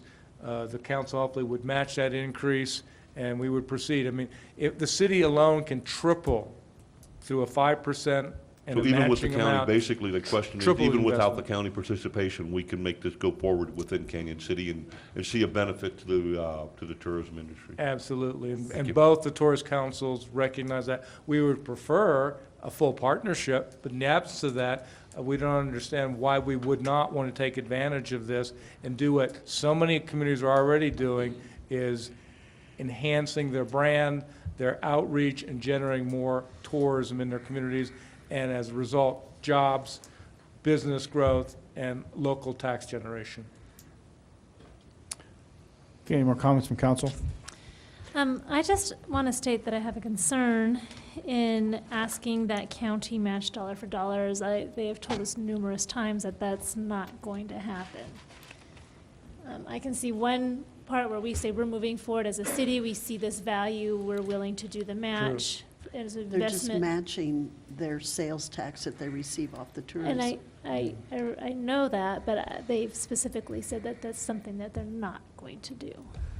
They also said they'd follow the direction of their tourist council, which is providing them direction here, so we'll see. At the end of the day, the issue is one of equity. The lodging committee's made it crystal clear. On average, lodgers benefit about 16 cents of every dollar spent by a visitor. What they're saying is the other 84% or cents is being produced by gas stations, grocery stores, retailers, restaurants. They too, rafting companies, bridges, railroads, they too should contribute to the cause, and they believe the best proxy is the sales tax, which this council's recognized, and that's why you were willing to match it. It's a business decision that we're putting before the county commissioner, the same decision you had to make. The numbers support that decision and the unbelievable return on investment, and their budget is much larger than ours. If you can find the money, I suggest they can find it too. If they put an imperative on economic development, job growth, and the generation of taxes that isn't being generated by local residents and businesses, but by visitors. I don't think it gets any better than that. No, Tony, you've told, and I've heard you Yeah. tell them the exact same thing Yeah. on more than one occasion with the same we can- answer and response. Okay. Beth, would you Lead like them to water. chime in Hi. here? I'm Beth Ketchmar. I've been on the Fremont County Tourism Council as a vice chair for almost 12 years now. And, you know, when we were given that letter to sign, I brought that same issue up. And what we were trying to show is that we, as a council, fully support the coming together as a regional marketing district and forming and hopefully taking it forward as a marketing measure on the next ballot with the support of both councils formed as one council. And I think what we hope is that we won't let the fact that the county commissioners may not give economic support right now lead us to not fully support this as a future ballot measure with time to plan it correctly. And that once we got that passed, then we come to the hurdle of matching funds from both sides. And I think because we will find that we will have an increased amount of money that will more than sufficiently overtake the fact that we don't have matching funds, and we potentially maybe will have enough money raised through the increased marketing district amount that we won't even have to look to the city or the county for additional funds. Because we've always been able to get grants. I mean, we have $100,000 in additional grants of Fremont County Tourism Council this last year. And one of the things that a lot of the grant writing, the grant issuing entities like to see is regional participation among all entities. They think very highly of that, and they would look very favorable upon this union of everybody together for marketing district. True. Yeah. True. Thank you, Beth. Okay. Good. Thank you for the comments. Any other comments or questions from council? I'm going to entertain a motion in a second then. Mr. Mayor, Schumacher? I would like to make a motion that we approve the recommendations from the Royal Gorge Regional Tourism Council. Second. Thank you, Mr. Hamrick. Thank you. Any discussion on that motion? Hearing none, would you call the roll, please? Councilmember Schumacher. Aye. Councilmember Hamrick. Aye. Councilmember Gonzalez. Aye. Councilmember Smith. Nay. Councilmember Meisner. Aye. Councilmember Jaquez. Aye. Councilmember Gill. Aye. Approved by majority vote. Okay. Thank you. Number 15 is approval of a life safety grant program within the Central Business District. Could we have a report from our Economic Development Coordinator? Director, sorry, Director. Mayor and council, we're looking for the creation of a life safety grant program to help facilitate private investment in the downtown core. One of the issues that we see business owners and building owners coming across when trying to develop these downtown buildings is the potential change in use of the buildings, or when they pull a building permit, it requires that those buildings need to be brought up to code. And one of those codes is improvement of fire suppression systems and other life safety measures that can be very cost prohibitive to developing those buildings and making those businesses successful. So before you, we have a life safety grant program. It's for this year, we're looking for funding of $50,000. And that would come from the general fund operating reserves for 2018, and then we would look at including this in the budget for future years. Excuse me, for 3 years? In future years. In future years, okay. Okay, thank you, Ryan. Any questions from council? Mr. Meisner? Somebody's got to do it. My only concern, which I expressed to Tony, is that I think Ms. Smith and I talked about this 2 years ago or something, but I would like to see a program that does that, but find a parameter that limits it to a business or a building that is potentially going to bring a new business to town. Meaning that if I own a business on Main Street, I just couldn't apply for a grant and be applied and receive the grant with no potential business coming to town, just for the fact of improving my building. I don't know how you put that verbiage in there. We can. But mine would be simply for only a building that will house a new downtown business. Yeah. I don't know how you get that exact verbiage, but. Well, We understand your just not an intent. empty I building. think it'd be easy to incorporate that language. We think it's a good suggestion. Isn't it true, That's though? really the intent, is you want to see a stimulation of economic development in the downtown, and that would assure that. But all those would have to come to council for approval. Yes. That's correct. Yes. So that's a question you would have at Yeah, that time. yeah. You're the final arbiters. You'd be the credential it. I would like to have our chief talk to our fire chief here. Everything's quiet out there, I hope. Long time no see, huh? Yeah. I've been working with Ryan and Deanna on a couple of projects on Main Street. There's a couple of things that I'd like to address. You know, we currently operate under the 2006 Fire Code and Building Code, so we're 12 years outdated on that to start with. As you're all aware, Main Street is a possible economic boom. It's an attraction to Canyon City. It's been here since the 1800s, and that's also part of the problem. It's been here since the 1800s, early 1900s. In relation to Mr. Miser's comments, even an existing business on Main Street, there's many occupancies in buildings on Main Street that do not meet the current codes because they're more or less grandfathered in. We don't have the ability to necessarily enact the current code with that occupancy unless they change use or unless the fire official deems an unnecessary risk to life safety with that occupancy or use of that building.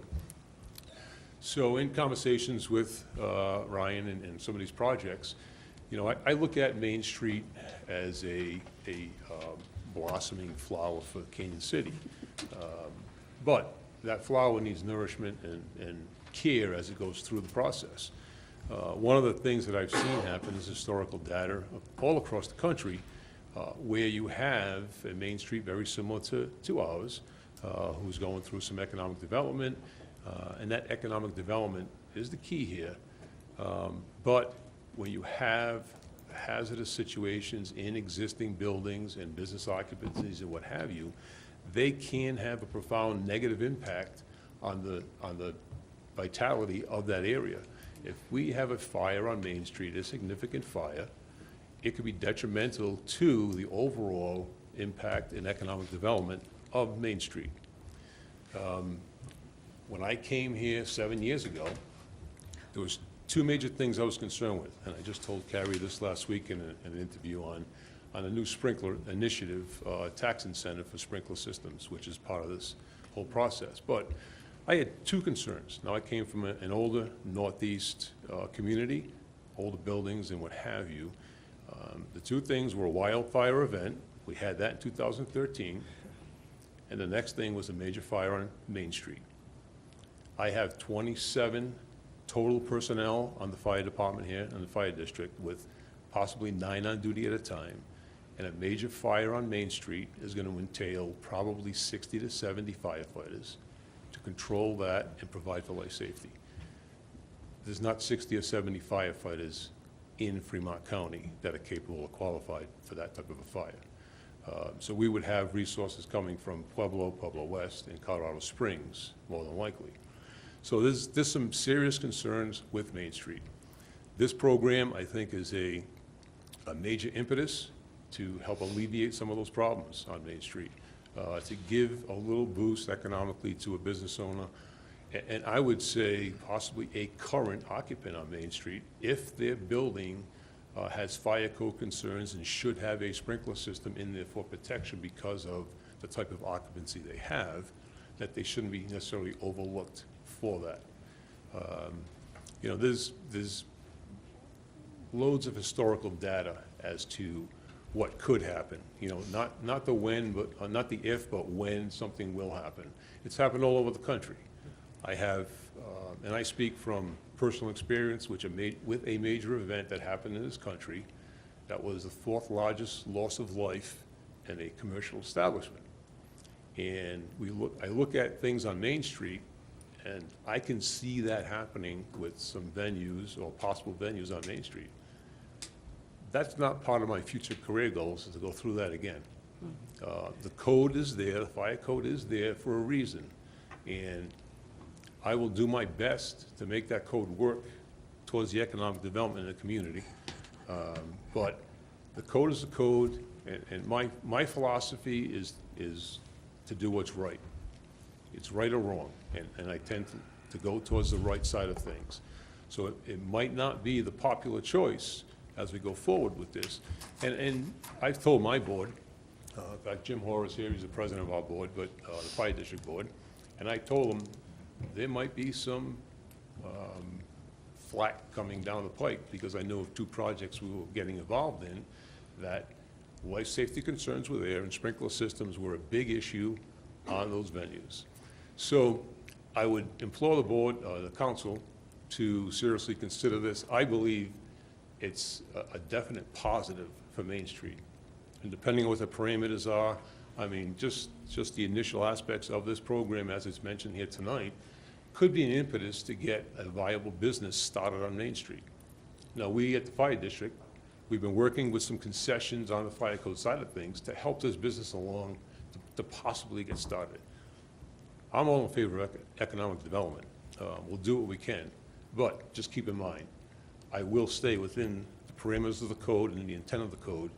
And if I have to be the bad guy, I will. Not that I want to be, but that's comes with the job. So if you ever have any questions in regards to some of these issues, feel free to contact me. I've been more than happy to talk to you more about this, or even do a little special meeting with you if you'd like on some of those issues. So thank you.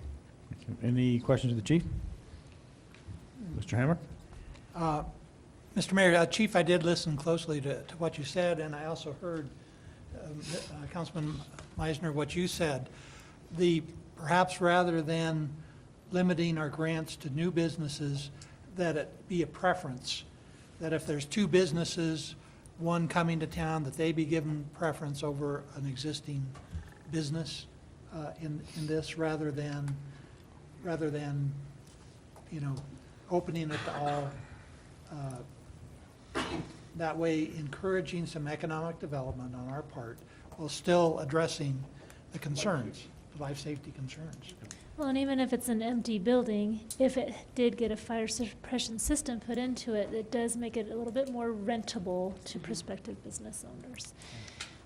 One of my concerns, Ryan, is in here that it sounds like it's very, please correct me if I'm wrong, that the whatever life safety, you know, measurement that is applied for, that it must be paid for in full before the city will reimburse.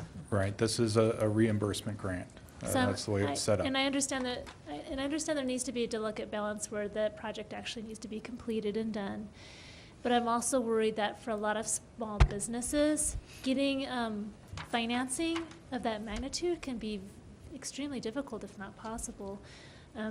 I know, and I did a lot of research for downtown development, that a lot of downtowns offer, the cities or municipalities or districts will offer the low-interest loans, so those businesses could accomplish those projects without having to go to outside resources to get financing. Yeah, we have a few financing programs within Fremont County through the Council of Governments that might be eligible to assist with this. There's also we're going to be hosting, Canyon City will be hosting a business lenders roundtable on Wednesday, and I plan on speaking with some of the bankers to see if there are any programs or any ways to assist with that. If a business or building owner has approval to receive the grant, and whether or not they would see that as a positive when they're considering their financing decisions. Okay. Any other- I have a question. Yes. When we're talking about parameters, what are the parameters? Have we laid them out yet? Have they been determined? Does this include side streets as well as Main Street? Yeah, these buildings are, historic buildings within the central business district. So it's, they have to be zoned central business district, and we're looking at multi-use and commercial buildings only. Any other questions, council? On your zoning map, it's the little salmon color. Oh, this is taped in. Okay, hearing, seeing none. Yeah. Are we- Oh. Oh, I see. Oh, salmon. I would like to ask for a motion and a second. Uh-huh. Mr. Mayor, I move that we approve a life safety grant program in the Central Business District. Second. Second, thank you. Any discussion on that motion? Hearing none, would you call the roll, please? Councilmember Smith? Aye. Councilmember Schumacher? Aye. Councilmember Meisner? Aye. Councilmember Gonzalez? Aye. Councilmember Jaquez? Aye. Councilmember Hamrick? Aye. Councilmember Gill? Aye. Approved by unanimous vote. Thank you again, Ryan. No, Thank you. You were probably here all day, right? Just seems that way. And thanks to Chief Delvecchio as well for his Thank you, words. Chief. Yeah. Mr. Mayor, for Dolly's question, maybe on Exhibit A, Item C, for reference maybe. Yes, your department chief and our police department make us feel very safe at night. And we appreciate that. If you only shut the sirens off when you go by my house, you'll be cool. Just kidding. Okay. Let's go on to number 16. It's approval of the Chamber of Commerce tourism funding of $31,000. Could we report from Ryan again? 3 for 3. Lucky guy. The Royal Gorge Regional Tourism Council had budgeted to fund the Chamber of Commerce at $31,000 for tourism service. This was for running the tourist cabin during the summer and staffing the Peabody House to receive tourists. With 2B failing, the Tourism Council did not receive those funds. So we're looking to fund the Chamber's request for $31,000. Staff's recommending that $20,000 come from the balance of the Marketing and Economic Development Fund, $9,000 come from the remaining Community Agency Fund, and the remaining $2,000 balance coming from under non-departmental fund. Any comments or questions from council? I just have a question I'd like clarified. I have already heard through the enormous downtown grapevine that the hours on the Peabody House are going to be shortened, and that the other thing I heard was that the tourism cabin that's in Veterans Park was only going to be staffed 3 mornings a week. Is that? What I have from the Chamber of Commerce is that the tourism cabin will be staffed 7 days a week from 8 to 5, which is the same hours that they had last year. Okay. And then the Peabody House Chamber will be staffing that from 9 to 4 compared to last year, which was 8 to 5. Okay, Chris, would you mind coming to the Executive Director of Chamber of Commerce? Maybe we could ask some questions. We're not trying to take Ryan's fire away, but this is, Hi, I'm Chris Webb, Director of the Kansas City Chamber of Commerce. do we have any questions from either? Mr. Meisner? I do, but it's not for Chris. Hi, Chris. It's for Tony. I'm not questioning, but I guess I am. It seems like we keep pulling money out of this community agency fund. Yeah. We just pulled something out after we funded, and then we pulled out some more a couple of weeks ago. Is there actually any money left in that fund? Not if you take this action. You'll deplete the account. I think the dilemma was, we were relying upon the successful passage of Right. the lodging tax. In the absence of that, we're scurrying around to find logical sources, the largest coming from Ryan's budget, the $20,000, and the balance coming from the Community Service Fund and some non-departmental. So it's not our idea of packaging up revenue like this, but in the future, we'll have a line item for this. If nobody else has a question, a suggestion, is it possible that we could float these funds through the Tourism Council? Could we transfer the funds to the Tourism Council, and then that funding would then go through? We can request through the county's tourism council, yes. I mean, could we make that donation to the, not donation, but I guess, that $31,000 to the tourism fund, so that then the tourism fund could fund this? Let's ask Beth. She's on the council. By bylaws and of the money collected by the lodging tax dollars for the Fremont County Tourism Council can only be used for marketing. It cannot be used for any structures. So in the past, has been an issue. We cannot fund the tourism cabins or the Peabody actual running of those. We can only fund marketing of those items. But I would argue Well, I'm that's a talking about marketing our- function. I'm talking about the city, the other City, organization. RGRTC. Well, they have no budget. The budget would have been the matching amount coupled with the lodging tax had it been approved. Neither one happened. You took the 280 out of the 300,000, and we just designated that for the transfer to the water fund to offset the costs of the golf course water. So that's the bulk of that. And of course, the lodging tax didn't pass. But I would differ. I would argue that this use is a marketing function. Interacting with visitors and tourists is a marketing function. We're not paying for the building, we're paying for the staffing and the advice that's being provided to tourists. And this is a great interface, and it's a marketing function. We can request that. I'm not sure we'll be successful, but it's a legitimate request. I think Jim was saying you would transfer I'm just fund transferring the to- money through the Royal Gorge Regional Tourism Council. Instead of us giving the 31,000 to the chamber, What, They we had- give it to the FCTC, which in turn then No. contracts No, with not them? The FCTC. RGRTC. We could not do the that, but they're not a FCTC. legal entity that Yeah. that right now has any resources unless you give them, They submitted a budget for us.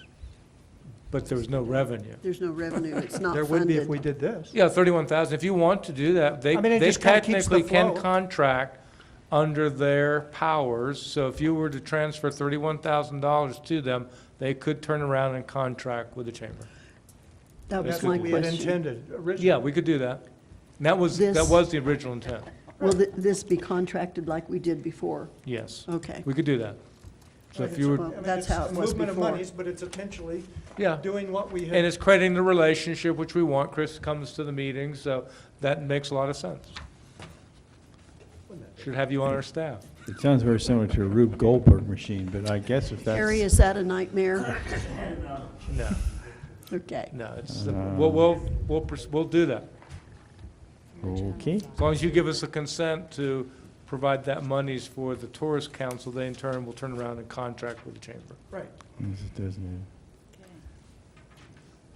Okay. So the contract will be through RGRTC and not with the city then? Correct. Okay. Yeah, and you gave them that authority to do General that. fund's gonna give it to them. Yeah. Should we make a run at the FCTC, see if they're willing to pay for some of this? Because Well, that's it's a- marketing. That's a whole new They ballgame. already Oh, did. let's move on now. Need to keep going, keep it Let's simple. comment, yes, trying to keep it simple. We need a motion on that. We need a motion and a second from council. You muddied it, you make the motion. Mr. Meisner? Mayor and Thank council, I you. move that we approve the Chamber of Commerce Tourism funding in the amount of 31,000 that would be transferred to, who we transferring this to? Royal Gorge Regional. Royal Gorge Regional Tourism Council. From the general fund. Earmarked for, Right. Earmarked for the Chamber of Commerce, Yes. specifically, Do it. with no commissions. Okay, I got a Not that second. you want to tie Do their it. hands. Do I hear a second? Second. Dolly, second, thank you. Any discussion on that motion? Call the roll, please. Councilmember Meisner, Aye. Councilmember Gonzalez, Aye. Councilmember Smith, hey, Councilmember Gill, Aye. Councilmember Jaquez, Aye. Councilmember Hamrick, Aye. Councilmember Schumacher. Aye. Approved by unanimous Okay, vote. thank you. Number 17, authorize the mayor's signature on a trolling agreement. Would you have report from the city administrator? Trolling. Yes, I meant- Mayor, I know Totally. I'm Ashley sorry. Smith. I'm s- It's tolling, Troll. not Did you call me stalking a or troll? trolling. it's getting late. It's I've been called worse. I'll go on. Other things. tolling. That's my bedtime. Did I say tolling committee? I consider it a compliment. Thank you. The Troll on. council is aware that the city, Fremont County, the state, and the Hydraulic Irrigation Ditch Company, to be referred to as the ditch company from this point on, had agreed mutually to fund a $180,000 study to look at how we could mitigate stormwater flooding of the ditch company. To that end, the company has now requested the city and county sign detached legal tolling agreement before the ditch company will participate and fund their portion of the study. The agreement preserves the legal rights of the ditch company, but it also maintains any claims and defenses of the city and the county. Effectively, this agreement stops the clock on any claims or defenses that are subject to a statute of limitations, so we can go forward on this very important quest to mitigate flooding of the ditch company. Thank you, Tony. Any comments or questions from council? Just that I recommend that we vote for it, so we Okay. can move ahead in this Yeah, we- agreement. So as a result, I would like to make a motion that we authorize the mayor's signature on the tolling agreement. Mr. Gill, second. Any discussion on that motion? I just want to reiterate what Ms. Smith said. Unfortunately, and I try to understand the ditch's position, but for all three of us to jointly move forward with this and the state to work with us, correct me if I'm wrong, Adam, this is the unfortunate way that we got to proceed. And it's just really basically given, I guess, the ditch company Yeah. kind of a right to sue later on if they want to do that. Prenuptial. Yeah, it's a prenup. I Okay, feel better now. we're drifting here. All right. Would you call a roll, please? Councilmember Smith. Aye. Councilmember Gill. Aye. Councilmember Hamrick. Aye. Councilmember Jaquez. Aye. Councilmember Schumacher. Aye. Councilmember Gonzalez. Aye. Councilmember Meisner. Aye. Approved by unanimous vote. Okay, number 18, ordinance number 6, series 2018. This is a first reading. It's an ordinance increasing the stormwater fees. I will need 3 to introduce this. Ms. Arquez, Ms. Gonzalez, Ms. Schumacher, thank you. Would you please read by title? Ms. Clerk.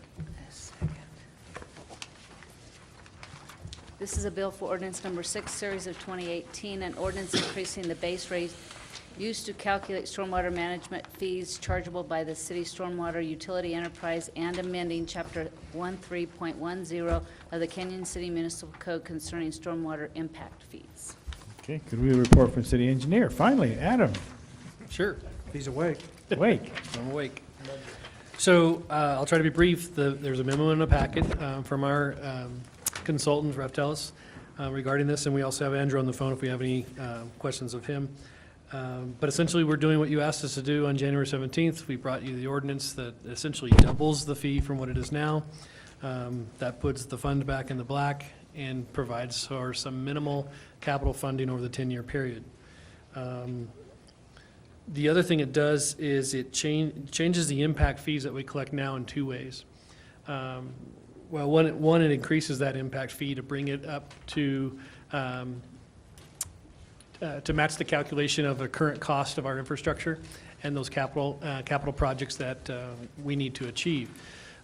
So the other thing it does is changes it from a charge of a per acre charge, whether it was undeveloped or not, on a development, to an impervious surface charge. Again, aligning it with the way we do the utility billing to make it more fair and equitable. And finally, what it does is it collects the impact fee on the end of the project rather than at the beginning of the project like we do water taps. So currently, someone comes in and does a plat, we collect $750 an acre on the entire plat area. And then, so again, what we want to do now is we're going to wait until time of building permit, and we're going to collect the fee based on what the actual impervious surface is, again, because that's the actual impact of the development to the city, not the area of the plat. So those are the changes we have proposed in the ordinance. I think that's it, unless there's got anything else to add. You got any questions? The sidewalks, are they considered, or, I don't have sidewalks, but if I had sidewalks in front of my house? Yes, sidewalks, driveways, sheds, Okay. rooftops, impervious surface, entire impervious surface on your property. Okay. Yep. Okay. Cars, Umbrellas. RVs. Mr. Hammer? Does that, so the sidewalk question, if the sidewalk's on the city right away, the landowner still pays? No, we trim the impervious surface that's charged at the parcel line.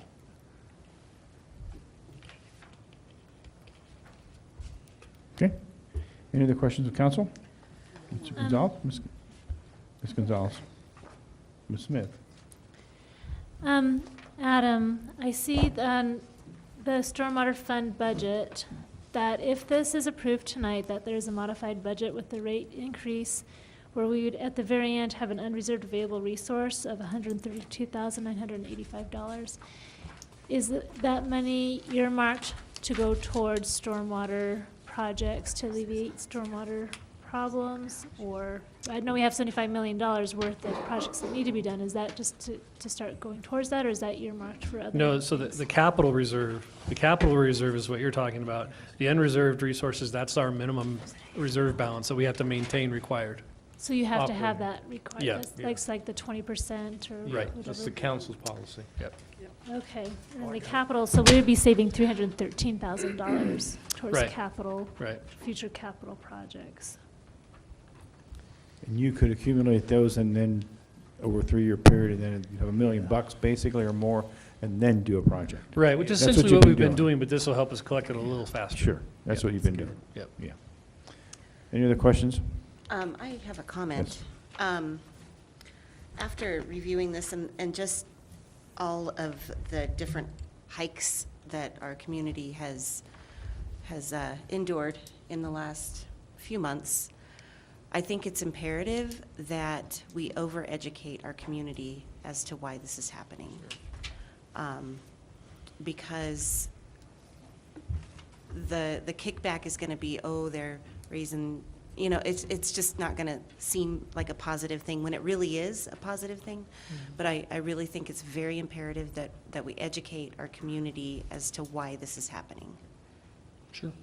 We can look at ways to do it. I mean, we send out our quarterly newsletters that include this type of information, but we can maybe have some additional Sometimes I don't outreaches think as well. that's enough. Yeah, You know, okay. people are in a hurry, they read their bill. Do you have and- any specific suggestions? I know We a lot use of people read the newspaper. social media. Social media. Yeah, we'll work with, I don't know about the paper.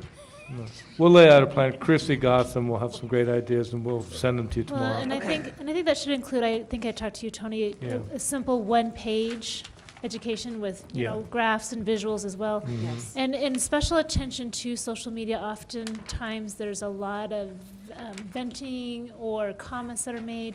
It'd be very important To correct it. to have someone with factual information to correct those, because that is an important part of that education piece as well. Adam's looking forward to that. Yeah, I can see it that's going now. to take hours. But also, as you folks talk on the radio for Carolyn Sure. tomorrow, that's, you No, know, we'll all those explore venues all are when we go the meet media public. communications Yes. options, because you're right. You Yes. cannot say this enough for people to understand, and we'll be diligent about that. And I just know that there's been a lot that our communities had to endure with raising taxes and fees, and this is just one more hit that, you know, I can understand. Can we also educate them that they only represent 20% of the geographical stormwater basin? Well, I think, Yes, I seriously, I think think that's that's part of the important. I process. do. I do. As we educate what we're doing, we also need to continue to educate on the big picture. Exactly. And that, Yes. this is the small picture. Yeah, and I think that was my next comment, was that this is more, you know, this is more than just having to raise stormwater fees. Yes. And part of that picture is, number one, we needed to make the stormwater fund solvent, that we're in the black. And number two, that we are looking to create solutions to our problem. Number one, you know, just that tolling agreement, that was to give ourselves a break from 2 years from being sued with, by the ditch company. And so there is potential lawsuits that are in our lap. And that we are looking towards a stormwater district, and this is an opportunity to educate as well into the future, that we hope to see on a ballot a district that would enable us to have more revenue come in from county residents as well as just city, but also that it also creates a continuity where it's not just something that's at the will of the council that may change from election to election, but that it's something, it's a permanent organization or entity that will take stormwater projects seriously and have hopefully funding to be able to get it done. Okay. We have a motion? Question. Mr. Meisner. Comment. I'm going to try to explain it, maybe Mark can help me, but as part of this whole problem, at least in my mind, the other part of the picture is the questions that I've had about how the city allocates expenses to the water fund. And I would just like some more I'm going to call it transparency. That suggests not having some transparency, but I would just like to see some more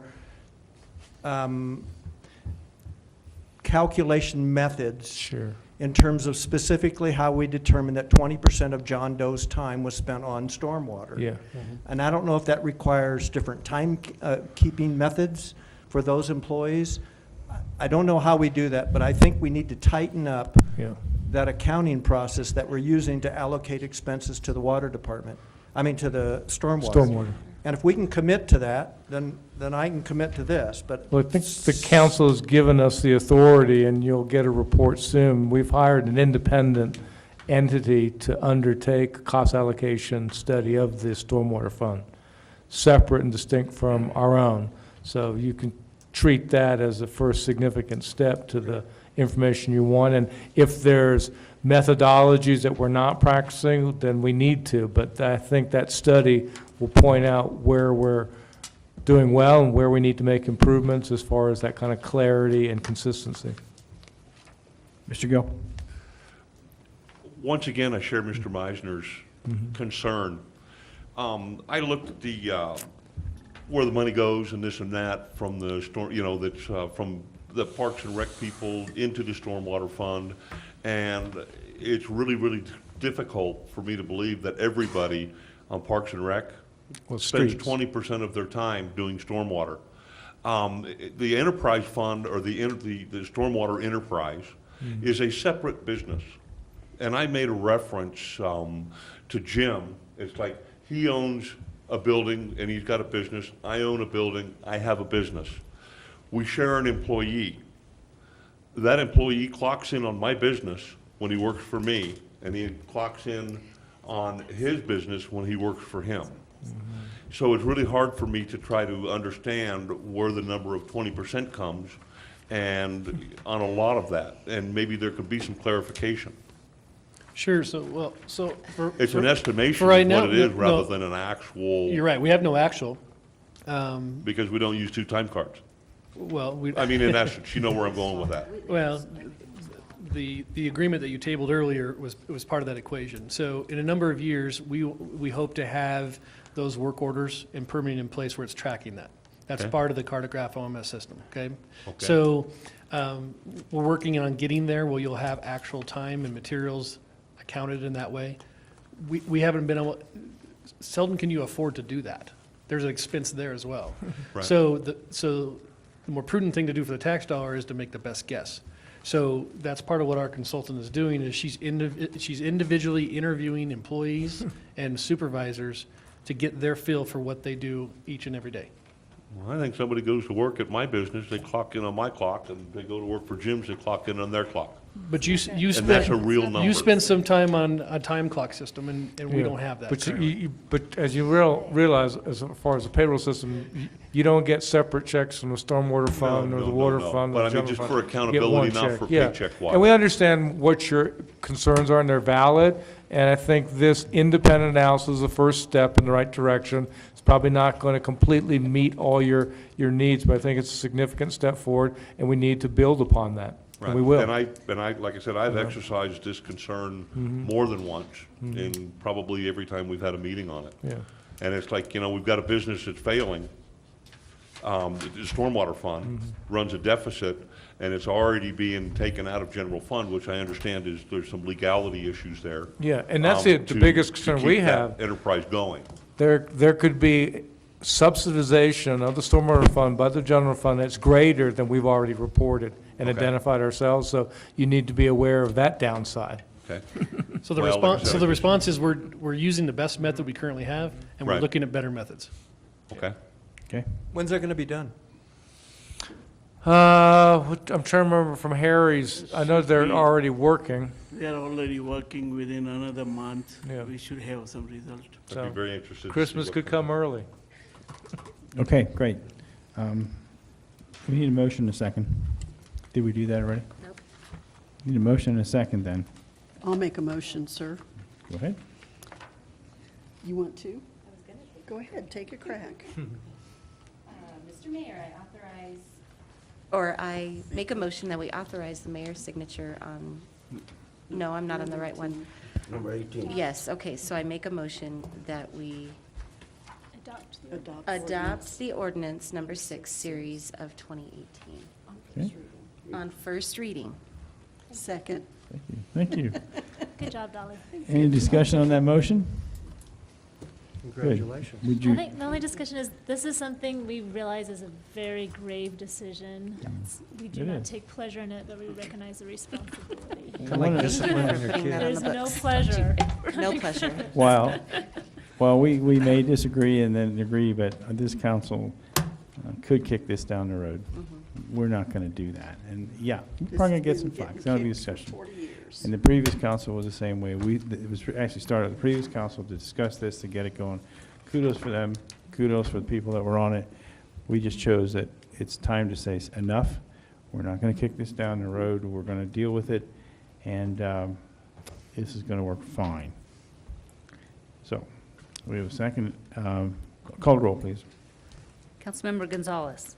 Aye. Councilmember Schumacher. Aye. Councilmember Hamrick.